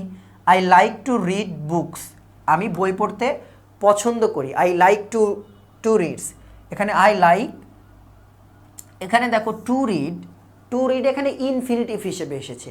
এখানে টুটা কিন্তু আলাদা প্রিপোজিশন না, এটা কিন্তু যুক্ত অবস্থায় আছে, তার কারণে এটাকে আমরা অ্যান্সার নিতে পারবো না। দেখতে ট্রু তো প্রিপোজিশনই পুরো, বাট এটাকে আমরা অ্যান্সার নিতে পারছি না, কারণ অলরেডি আমাদের একটা ক্লিয়ার প্রিপোজিশন ওপরে আছে। দেখো the book is on the self, অর্থাৎ বইটি কোথায়, আলাদা কিন্তু পুরো সেন্টেন্সে। The book is on the self, বইটা কোথায়, সেলফের তাকে বা সেলফের উপরে, তার কারণে অ্যান্সারটা হয়ে গেল আমাদের এই এ নাম্বারটা, কারণ এখানে একদম পিওর আমাদের প্রিপোজিশন আছে। বাট এখানে যদি না থাকতো দিন শেষে আমাদের বিটাই অ্যান্সার নেওয়া লাগতো, কোনো উপায় থাকতো না তখন। 13 দেখো দ্য ওয়ার্ড ইন্টিগ্রিটি মিনস, এটা কোন জায়গা থেকে আসলো তাহলে, এটা আসলো হচ্ছে আমাদের ভোক্যাবসের প্রশ্ন। তোমরা ইন্টিগ্রিটি শব্দটা বোর্ড বইয়ে পড়েছো তোমরা জেরির স্টোরিতে তোমরা কিন্তু এই ইন্টিগ্রিটি শব্দটা পড়েছো। ইন্টিগ্রিটি শব্দের অর্থ কি, অর্থাৎ সততা। ইন্টিগ্রিটি শব্দের অর্থ হচ্ছে সততা। এখানে দেখো ইনসিকিউর মানে কি, ইনসিকিউর মানে হচ্ছে অনিরাপদ, ইনসিকিউর মানে হচ্ছে অনিরাপদ ফিল করা, সেটা হচ্ছে ইনসিকিউরিটিতে ভোগা। বা ইনসেপারেবল মানে কি, অবিচ্ছেদ্য, মানে যেটাকে হচ্ছে সেপারেট করা যায় না, সেটা হচ্ছে অবিচ্ছেদ্য। এরপরে দেখো হোলনেস মানে হচ্ছে সম্পূর্ণতা, হোলনেস অর্থ হচ্ছে সম্পূর্ণতা বোঝায়। তাহলে একমাত্র বাদ থাকলো আমাদের কোনটা, এই ট্রাস্ট অর্থিনেস মানে কি, বিশ্বাসযোগ্যতা বা সততা, সেম মিনিং দেয়। এটা কিন্তু ওই জেরির গল্পের ওখানেই ছিল, ওখান থেকে বোর্ড বই থেকে প্রশ্নকর্তা পিক করেছে, 22-23 সেশনের প্রশ্ন এটা। তো বোর্ড বই থেকে বোঝা যাচ্ছে ভোক্যাবস 1-2টা আসলেও আসতে পারে। 14 দেখো উইলিয়াম ওয়ার্ডসওয়ার্থ, ইনি কিন্তু তোমাদের বোর্ড বইয়ের তথ্য অনুযায়ী ইনি হচ্ছে রোমান্টিক পিরিয়ডের একজন কবি। ইনি কোন পিরিয়ডের কবি, romantic period, PERIOD, romantic period. অনেকে মনে করে রোমান্টিক পিরিয়ডে মনে হয় কবিরা মনে হয় লাভ, ভালোবাসা নিয়ে লিখেছে, বাট রোমান্টিক পিরিয়ডের লেখা কিন্তু মূলত গাছ নিয়ে, মূলত প্রকৃতি নিয়ে, নেচার নিয়ে কিন্তু লেখা, ওইটা হচ্ছে রোমান্টিক পিরিয়ড। ইটস নট যে প্রেম কাহিনী নিয়ে লিখতেছে, এরকম কিন্তু না। তো উইলিয়াম ওয়ার্ডসওয়ার্থ কোন পিরিয়ডের কবি, রোমান্টিক পিরিয়ডের কবি। Consider poets dreamers because they have the ability to turn our wish, our power, our thoughts into a deed. What does the word deed mean? তাহলে আমাদের মূল প্রশ্নটা হচ্ছে এই ডিড থেকে, অর্থাৎ মূল প্রশ্ন আসলো আমাদের হচ্ছে ভোক্যাবস থেকে। তাহলে প্রশ্নটা এসেছে ভোক্যাবসের, তাহলে ভোক্যাবস গুরুত্বপূর্ণ, অ্যানালজি গুরুত্বপূর্ণ, রাইট ফর্ম অফ ভার্ব গুরুত্বপূর্ণ। তাইলে ডিড অর্থ কি, ডিড অর্থ হচ্ছে কোনো কিছুর বাস্তবে রূপ দেওয়া, এরকম অর্থ বোঝাচ্ছে। তাহলে বলছে দেখো লাইনের অর্থ বোঝো, they have the ability to turn our wish, our power, our thought into a deed, অর্থাৎ আমাদের যে ইচ্ছা, চিন্তা এবং যে শক্তি, এটাকে কর্মে রূপ দেওয়ার তাদের কি আছে, ক্ষমতা আছে। কর্মে রূপ দেওয়া বলতে দেখো এখানে কন্ট্রাক্ট মানে তো চুক্তিতে রূপ দেওয়া, ডিড বলতে একই জিনিস না। কমান্ড মানে কি, কাউকে আদেশ করা। কনস্ট্রাকশন মানে কি, নির্মাণ করা। একমাত্র অ্যাকশন অর্থাৎ কাজে রূপান্তর করা। এখানে ডিড বলতে বোঝাচ্ছে কাজে রূপান্তর করা বা বাস্তবে রূপ দেওয়া। অর্থাৎ আমরা যে জিনিসগুলো নিয়ে চিন্তা করি, কথা বলি, আর তারপরে হচ্ছে উইশ করি, যে জিনিসগুলো, ওগুলো কবিরা কি করে, তাদের লেখনির মাধ্যমে বাস্তবিক করে তোলে আমাদের সামনে, বা অ্যাকশনে ফুটিয়ে তোলে একদম, সেই জায়গায় বলা হচ্ছে ডিড। 15 দেখো do not waste time, the teacher said to the student, choose the indirect form of the speech. তাহলে এটা কোন জায়গা থেকে আসছে, এটা আসছে হচ্ছে ন্যারেশন থেকে। এইটা হচ্ছে আমাদের ন্যারেশনের কোশ্চেন। তাহলে দেখি এটা কিভাবে সলভ করা যায়। Do not waste the time, the teacher said to the student. তাহলে প্রথম অংশ হবে হচ্ছে দ্য টিচার ফরবেড অথবা অ্যাডভাইসড, কারণ আমরা জানি নিষেধ করলে সাধারণত ফরবেড হয়, এছাড়াও অ্যাডভাইসটা ইউজ করা যায়। তাহলে দেখি the teacher forbade the student not to waste time, কিন্তু আমরা জানি এই ফরবেড শব্দের অর্থই কি, নিষেধ করা। ফরবেড অর্থ কি, ফরবেড অর্থ হচ্ছে নিষেধ করা। তো এই নিষেধ করার মধ্যেই কি আছে, নট আছে, এর মধ্যেই নট আছে। তো এটা থাকলে নট আর কি করা যাবে না, দেওয়া যাবে না। অর্থাৎ তুমি যদি কোনো বাক্য ইউজ করো the teacher forbade the student to watch time, অর্থাৎ এখানে নটটা অতিরিক্ত, তুমি ফরওয়ার্ড দিলে আর নট দিতে পারবা না, তার কারণে এটা বাদ। এরপরে দেখি B number, the teacher advise the student not to waste time. যেহেতু অ্যাডভাইস শব্দের মধ্যে নট নেই, তার কারণে এখানে নট ব্যবহার করা যাবে। এটা আমরা ধরলাম যে আমরা অ্যান্সার হতে পারে, কিন্তু আমাদের আরও অপশন আছে, সেগুলোও পড়ব। The teacher forbid the student to not waste time. To not না, নট টু ওয়েস্ট টাইম হয়, তারপরেও এখানে নট দিয়েছে, আগেই বলেছি ফরবিডের পরে এভাবে নট দেওয়া যাবে না, তার কারণে ভুল। ডি দেখো, the teacher order the student do not waste time. এখানে অর্ডারের পরেও মেনে নিতাম যদি নট টু থাকতো, বাট ডু নট দেওয়ার কারণে এখানে ভুল হয়ে গেল। তারপরে এটা কোনো অর্ডার না, এটা হচ্ছে একটা উপদেশ শিক্ষকের পক্ষ থেকে। তাহলে একমাত্র আমাদের অপশন কোনটা বেঁচে থাকলো, the teacher advise the student not to waste time. তোমরা এখানে খেয়াল করে দেখবা এই ধরনের অ্যান্সারে কিন্তু এই নট টু থাকবে, টু নট কিন্তু না, নট টু কিন্তু হয়। এই জিনিসটা ভালো করে কিন্তু মাথায় রাখবা। 16 দেখো, because I studied hard for the exam I was able to get a good grade. তাহলে এটাকে আমাদের কিসে নিয়ে যেতে বলছে, সিম্পলে। তার আগে দেখি এটা আসলে কোন ফর্ম আছে, because I studied hard for the exam I was able to get a good grade, অর্থাৎ কমপ্লেক্স সেন্টেন্স। কিভাবে, কারণ এই একটা ফাইনাইট ভার্ব এবং এই একটা ফাইনাইট ভার্ব। আমরা জানি কমপ্লেক্স হইতে মিনিমাম দুইটা ফাইনাইট ভার্ব লাগে এবং একটা কানেক্টর লাগে, যেটা দিয়ে একটা হচ্ছে কি হয়, একটা অংশ বাক্যের আর একটা অংশের সাথে যুক্ত থাকে এবং একে অপরের উপর নির্ভরশীল থাকে। কম্পাউন্ড হলে কি হয়, এরা অ্যান্ড অর বাট বা এই জাতীয় জিনিস দিয়ে যুক্ত থাকে বা কমা দিয়েও যুক্ত থাকতে পারে এবং দুইটা একে অপরের উপর নির্ভর না, অর্থাৎ আলাদা আলাদা হচ্ছে অর্থ প্রকাশ করতে পারে। তাহলে আমাদের এটা সিম্পল লাগবে। এখন সিম্পল বানাতে হলে আমাদের প্রথম শর্ত কি, ফাইনাইট ভার্ব আমাদের কয়টা লাগবে, একটা হতে হবে। অর্থাৎ এই বাক্যে দুইটা ফাইনাইট ভার্ব আছে, বাট আমাদের যে সিম্পল ফর্মটা হবে সেটাতে কয়টা থাকবে, একটা। কিন্তু এটা যেহেতু আমাদের খাতায় লিখে করতে হবে না, আমাদের অপশন দেওয়াই আছে, আমরা শুধু সঠিকটা চুজ করব। দেখি কি আছে, আই ওয়াজ, তাহলে একটা finite verb F1, I was able to get a good grade on the exam because I studied hard, তাহলে F2, দুইটা থাকলো। তাহলে দুইটা আছে, তার কারণে কি হচ্ছে, এটা আমাদের এ বাদ। এরপরে দেখো বি নাম্বারে কি বলছে, getting a good grade on the exam. তাহলে getting a good grade on the exam was possible, তাহলে ওয়াজ এখানে আমরা পাইলাম, কারণ এই অংশটা আমরা ইট দিয়ে রিপ্লেস করতে পারি, এই অংশটা সাবজেক্ট, বুঝতেই পারতেছো, ইট ওয়াজ পসিবল, এটা ছিল সম্ভব। তার কারণে F1 কোনটা আমাদের, এইটা। বিকজ আই স্টাডিড হার্ড, তাহলে F2 কোনটা, F2 এটা, অর্থাৎ দুইটা ফাইনাইট ভার্ব পেলাম। কারণ এটাকে ফাইনাইট ভার্ব তো তোমরা মোটামুটি আইডিয়া তো ক্লিয়ার আছে তোমাদের, আমার যতদূর বিশ্বাস, কারণ এটা তো বারবার করে পড়ানো, অর্থাৎ যে ভার্বের টেন্স পরিবর্তন করা যায় সেটাই ফাইনাইট ভার্ব, এভাবে মনে রাখো। যেমন ধরো ইট ওয়াজ পসিবল, এখন এটাকে প্রেজেন্টে নিয়ে গেলে ওয়াজ ভার্বটা পরিবর্তন হবে, ইট ইজ পসিবল, অর্থাৎ এটাকে কিন্তু টেন্স করা যাচ্ছে। আই স্টাডিড হার্ড, এটাকে ফিউচারে now, I will study hard, প্রেজেন্টে নাও, আই স্টাডি হার্ড, অর্থাৎ বারবার কি হচ্ছে, ভার্বের ফর্ম কিন্তু চেঞ্জ হয়ে যাচ্ছে। তাইলে এইটা কি হবে, ফাইনাইট ভার্ব, এবং যেহেতু ফাইনাইট ভার্ব দুইটা হয়ে গেল, তার কারণে এটাও ভুল। ডি দেখো, I got a good grade on the exam, I got a good grade on the exam because I studied hard, তাহলে আই গট একটা finite verb F1, I studied hard F2, দুইটা থাকলো, তার কারণে কি আমাদের এটাও হচ্ছে আমাদের বাদ।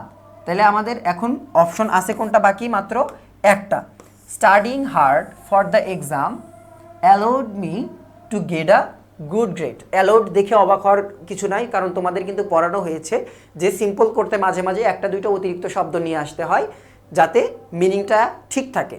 তাহলে দেখো, studying hard for the exam allowed me to get a good grade, তাহলে এই অ্যালাউড মি এইটাই হচ্ছে আমাদের এই পুরো বাক্যে হচ্ছে একমাত্র আমাদের ফাইনাইট ভার্ব, অর্থাৎ আমাদের ফাইনাইট ভার্ব এখানে কয়টা, একটা, এবং সিম্পল হইতে কয়টা ফাইনাইট ভার্ব লাগে, একটা। তাহলে অ্যান্সার আমাদের সি। 17 দেখো, a word that expresses some sudden feeling is called, এটা কোন জায়গা থেকে আসছে, এটাও আমাদের হচ্ছে পার্ট অফ স্পিচ থেকে আসছে, পার্ট অফ স্পিচ। তাহলে এমন একটা এক্সপ্রেশনের কথা বলা হচ্ছে যেটা কি প্রকাশ করে, ফিলিং, আমাদের অনুভূতি প্রকাশ করে, যেমন হুররা, ব্র্যাভো, এগুলো শব্দ যে আমরা ইউজ করি, এগুলো কি, এগুলো হচ্ছে এক্সপ্রেশন, আমাদের মনের ফিলিং, এগুলোকে প্রকাশ করা যায় একটা মাত্র, সেটা হচ্ছে এই ইন্টারজেকশন তোমরা পড়েছো, একমাত্র ইন্টারজেকশনই এই ধরনের আমাদের এক্সপ্রেশনগুলো প্রকাশ করতে পারে। প্রিপোজিশন পারে না, অফ টু দিয়ে তুমি মনের ভাব প্রকাশ করতে পারবে না, একটা ভার্ব পারবে না এটা, এরপরে কনজাংশন তো যুক্ত করে এও পারবে না। তাহলে একমাত্র ইন্টারজেকশন অর্থাৎ তোমার সাডেন ফিলিং, তুমি দারুণ খুশি, বললা হুররা, ব্র্যাভো, খুবই সাহসী কাজ এটা, তারপরে স্যাড হলে বলা যায় এরকম। তো ওইটার অ্যান্সার হচ্ছে আমাদের ইন্টারজেকশন। 18 দেখো, Rahim thinks he has sufficient enough information to write the article, identify the incorrect part of the sentence. এটা একই সাথে কারেকশন প্লাস আমি বলবো এটা হচ্ছে রিডান্ডেন্সি থেকে আসছে, অর্থাৎ কিছুক্ষণ আগেই যেটা দেখলাম রিডান্ডেন্সি থেকে আসা প্রশ্ন, রিডান্ডেন্সি বা গুরু চণ্ডালী। এখানে কোন জায়গায় ভুল সেটা দেখি। To write sufficient enough information the article, তাহলে এখানে ভুলটা কোন জায়গায় সেটা খুঁজতে হবে। দ্য রহিম থিংস, কোনো ভুল নেই, হি হ্যাজ সাফিসিয়েন্ট এনাফ ইনফরমেশন, এখানে এনাফ ইনফরমেশনেও কোনো ভুল নেই, একমাত্র ভুলের জায়গা হচ্ছে এই যে সাফিসিয়েন্ট এনাফ, এই অংশটাতে আমাদের ভুল। কারণ সাফিসিয়েন্ট অর্থ কি? পর্যাপ্ত। এনাফ অর্থ কি? পর্যাপ্ত। দুইটা সেম শব্দ তুমি একসাথে ইউজ করতে পারবে না, একটা ইউজ করলেই মিনিং হয়। দেখো তুমি, Rahim thinks he has sufficient information, Rahim মনে করে তার কাছে যথেষ্ট তথ্য আছে। Rahim thinks he has enough information, তার কাছে যথেষ্ট ইনফরমেশন আছে। অর্থাৎ দুটার মধ্যে যে কোনো একটা ইউজ করতে হবে। তাহলে আমাদের মূল ভুলটা কোন জায়গায়? এই বিতে। এরপরে 19 দেখো, she is the in the dash political race. আচ্ছা, এইখানে মনে হয় সেন্টেন্সের কোনো একটা জায়গায় ভুল আছে। She is the,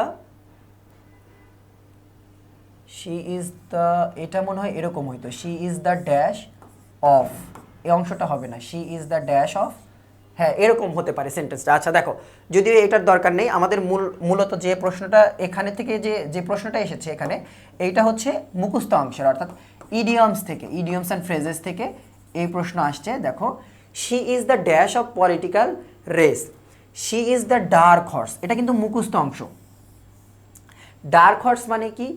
dark horse একটু ব্যাখ্যা করা, এক অর্থে মানে একটা শব্দ দিয়ে এই বাক্যটাকে বা ফ্রেজটাকে হচ্ছে আর কি ডিফাইন করা যায় না। জিনিসটাকে এভাবে চিন্তা করো, অর্থাৎ তোমরা স্কুল অফ এক্সিলেন্সে দীর্ঘদিন যাবত আসো, তোমরা মোটামুটি বেশ হাজার শিক্ষার্থী একসাথে পড়ছো এখানে, এবং পড়ার পরে যে শিক্ষার্থী ক্লাসে কোনোদিন দেখবা যে কথা বলে না, চুপচাপ থাকে, বাট রেজাল্টের পরে দেখবা ওর রেজাল্টটা অনেক ভালো, হুট করে, যাকে নিয়ে কেউ কোনোদিন ভাবিনি। ক্লাসে কিছু স্টুডেন্ট অনেক কথা বলে, তো সবাই ভাবে এরা তো অনেক পারে, এই হয়তো ভালো রেজাল্ট করবে, বাট দিন শেষে কী হয়, এমন একজন ভালো রেজাল্ট করে যাকে কেউ চেনে না, যাকে কেউ জানে না, ক্লাসে কোনোদিন কথা বলতো না, চুপচাপ সব কাজ করতো, ওই ব্যক্তি হুট করে দেখা যায় সফলতা পেয়ে গেছে। ওই ব্যক্তি কি?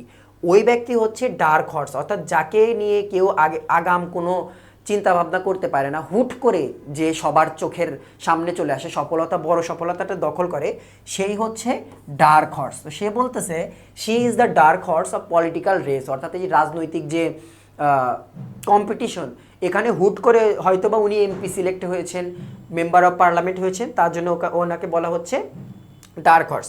এরপরে দেখো আছে ব্ল্যাক শিপ। ব্ল্যাক শিপ অর্থ হচ্ছে কুলাঙ্গার, ব্ল্যাক শিপ অর্থ হচ্ছে কুলাঙ্গার, ব্ল্যাক শিপ হচ্ছে কুলাঙ্গার। হোয়াইট এলিফেন্ট চেনো তো? হোয়াইট এলিফেন্ট মানে হচ্ছে কস্টলি, হোয়াইট এলিফেন্ট হচ্ছে কস্টলি থিং, একমাত্র থাইল্যান্ডেই মনে হয় সাদা হাতি পাওয়া যায়, কস্টলি থিং। এরপরে বুক অর্ম, বুক অর্ম মানে কি? বই পোকা, বই পোকা। এটাকে আর একটা শব্দ আছে এটাকে ডিফাইন করার জন্য, সেটাকে আমরা বলি হচ্ছে বিবলিওফাইল, বিবলিওফাইল অর্থাৎ বই ভালোবাসে যে।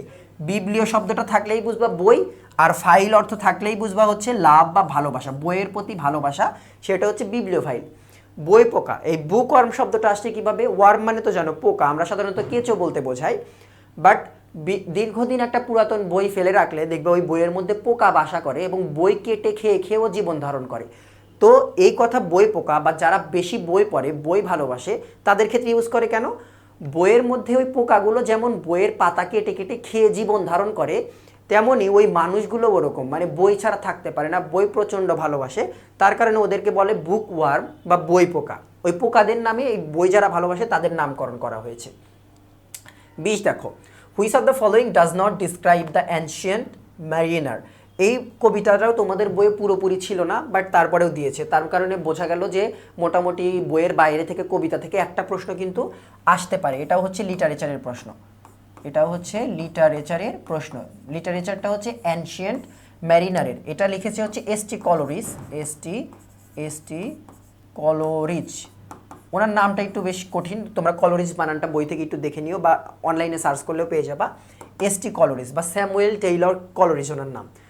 তো এনশিয়েন্ট ম্যারিনারে ডাজ নট, এই এনশিয়েন্ট মারিনার অর্থাৎ এই যে ব্যক্তি এনশিয়েন্ট মারিনার প্রাচীনকালের, এই ব্যক্তিকে ডিসক্রাইব করে না, ডাজ নট কিন্তু দেওয়া আছে কোন ওয়ার্ডটা। দেখো এখন এর জন্য তোমাকে আবার ওই কবিতাটা একবার রিডিং দিতে হবে, এখন ওই কবিতা যে আবার আসবে তার কোনো গ্যারান্টি নাই। তো এই প্রশ্ন আমার মনে হয় এই একটা প্রশ্নের জন্য এই পরীক্ষার এই একটা যে কয়েকটা দিন আছে নষ্ট করার কোনো দরকার নাই। যে টপিকগুলো থেকে আসে বারবার সেগুলোর উপর একটু ফোকাস করাই ভালো। দেখো ওই ব্যক্তিটা একই সাথে স্কিনি, কারণ ও হচ্ছে সমুদ্রের মধ্যে দীর্ঘদিনের কারণে আটকে গিয়েছিল, তার কারণে ও স্কিনি প্লাস আনন্যাচারালি ওই জায়গায় কোল্ড ছিল। What a caged look in his, অর্থাৎ সে তার অবস্থা, কেজড মানে হচ্ছে পাগল, পাগলের মতো, লুনাটিক কাইন্ড অফ, পাগলের মতো অবস্থা ওনার। একমাত্র ওনাকে ডিসক্রাইব করে না এমন ওয়ার্ড কোনটা, সেটা হচ্ছে স্প্রাইটলি। স্প্রাইটলি মানে কি? স্প্রাইটলি মানে হচ্ছে হাসি খুশি, স্প্রাইটলি মানে হচ্ছে হাসি খুশি, অর্থাৎ যে ব্যক্তি অনেক হাসি খুশি। ও তো সমুদ্রের মাঝে আটকে গেছে, ও কিভাবে হাসি খুশি থাকবে?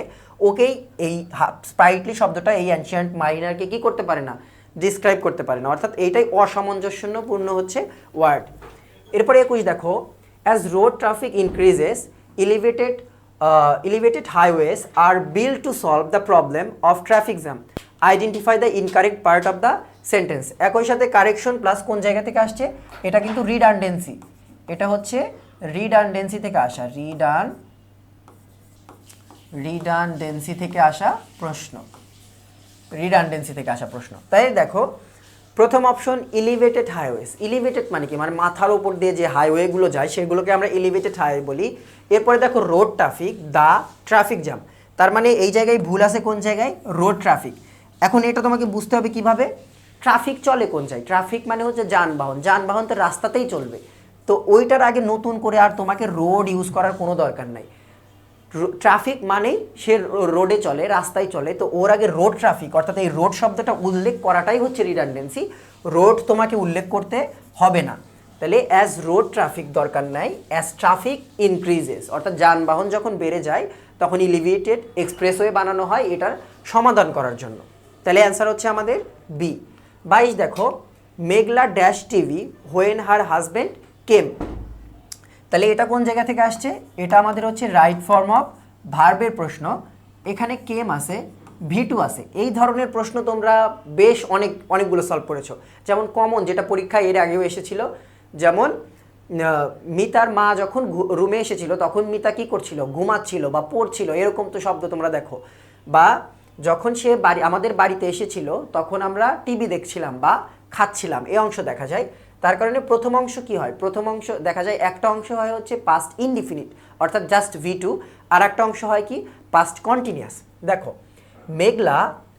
মেঘলা ওয়াজ ওয়াচিং টিভি, এখানে Meghla was watching TV when her husband came, অর্থাৎ তার জামাই যখন রুমে ঢুকলো বা বাড়িতে আসলো তখন মেঘলা কি করছিল? তখন মেঘলা হচ্ছে টিভি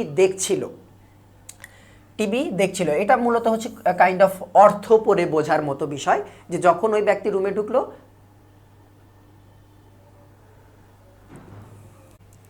তাহলে এটার অ্যান্সার হচ্ছে ওয়াজ ওয়াচিং। এটা কিন্তু অনেকটা মিনিং বুঝে কিন্তু বসাতে হবে।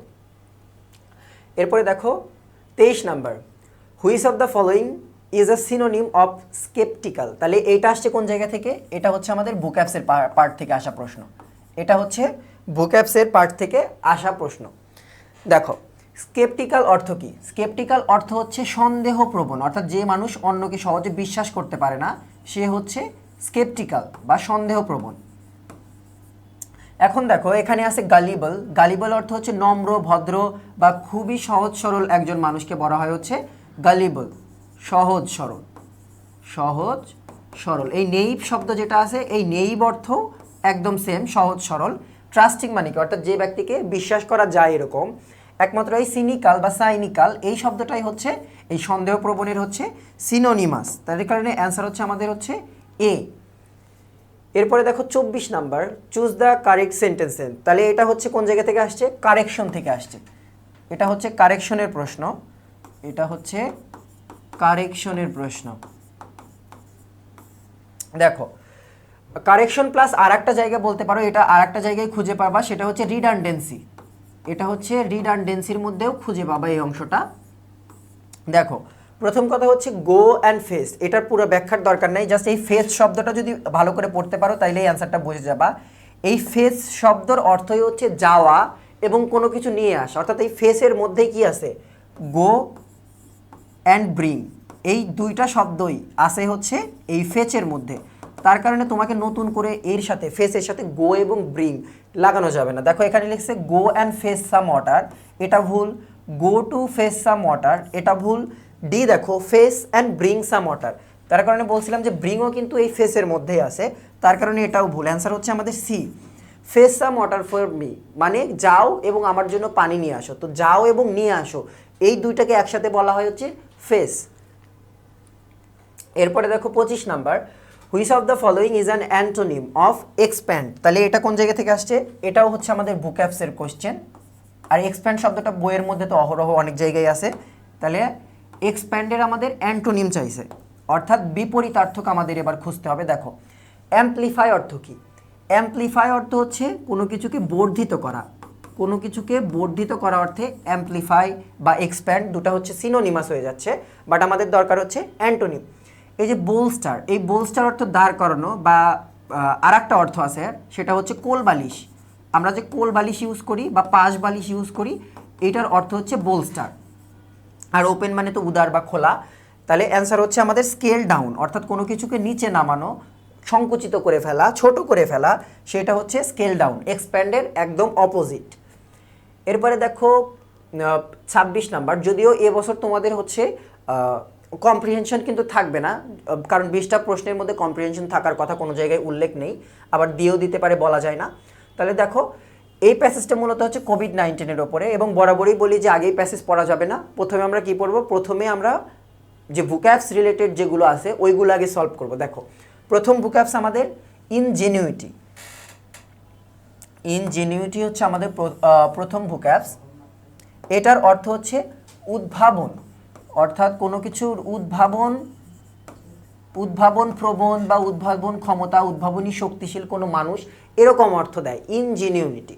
এইটার বলছে আমাদের এই গিভেন কনটেক্সে এইটার একমাত্র মিনিং হয় কোনটা? দেখো ইনেপ্ট অর্থ কি? ইনেপ্ট অর্থ হচ্ছে অদক্ষ, অদক্ষ। ইগনোরেন্ট অর্থ তো অজ্ঞ।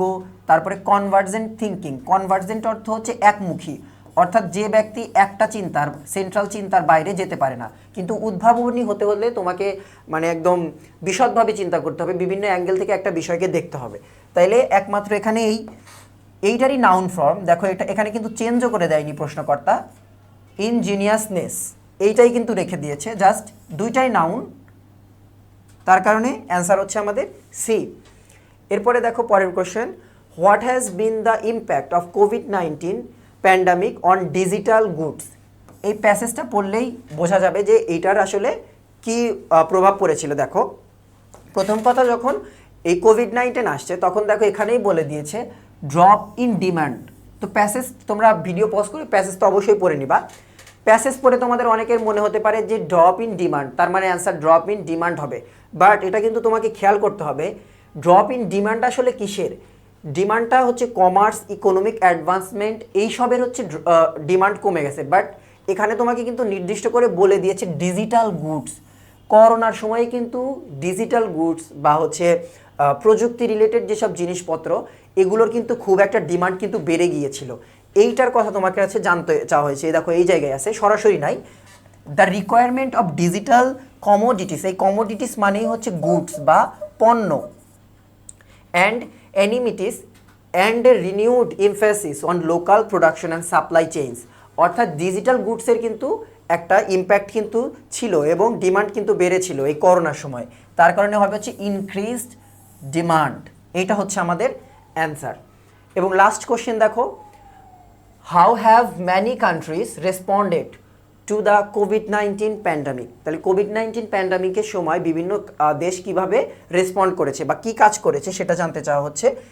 এটা হচ্ছে by implementing lockdowns and travel restriction. করোনার সময় লকডাউন দেওয়া হয়েছিল এবং রেস্ট্রিকশন দেওয়া হয়েছিল। যেহেতু এটা 22-23 সেশনের প্রশ্ন, তো করোনা রিলেটেড প্রশ্ন এসেছে। এখন হয়তো এডুকেশন বা জুলাই বা এরকম প্রযুক্তি রিলেটেড কোনো প্যাসেজ যদি দেয় তো দিতে পারে, যদিও প্যাসেজ আসার খুব একটা সম্ভাবনা নেই। তাহলে এই ছিল মোটামুটি তোমাদের 3 সেট প্রশ্নের সমাধান। এবং যেটা আমরা সবচেয়ে বেশি খেয়াল করলাম যে ভোক্যাবস এবং অ্যানালজি থেকে সবচেয়ে বেশি প্রশ্ন এসেছে, রাইট ফ্রম ভার্ব এবং অন্যান্য টপিকগুলো যেমন যে টপিক বেশি আসে সাবস্টিটিউশন, সেটা কিন্তু এই জায়গাতে একদমই কিন্তু উপস্থিত নেই। তো আমরা শুরু থেকে সবগুলো প্রশ্ন যতগুলো দাগিয়ে দিয়েছি, তোমরা টপিক অনুযায়ী ধরে ধরে সবগুলো রিভিশন দিয়ে পরীক্ষার হলে যাবে আশা করছি। আজকের মতো ক্লাসটা এখানেই শেষ করছি। আল্লাহ হাফেজ।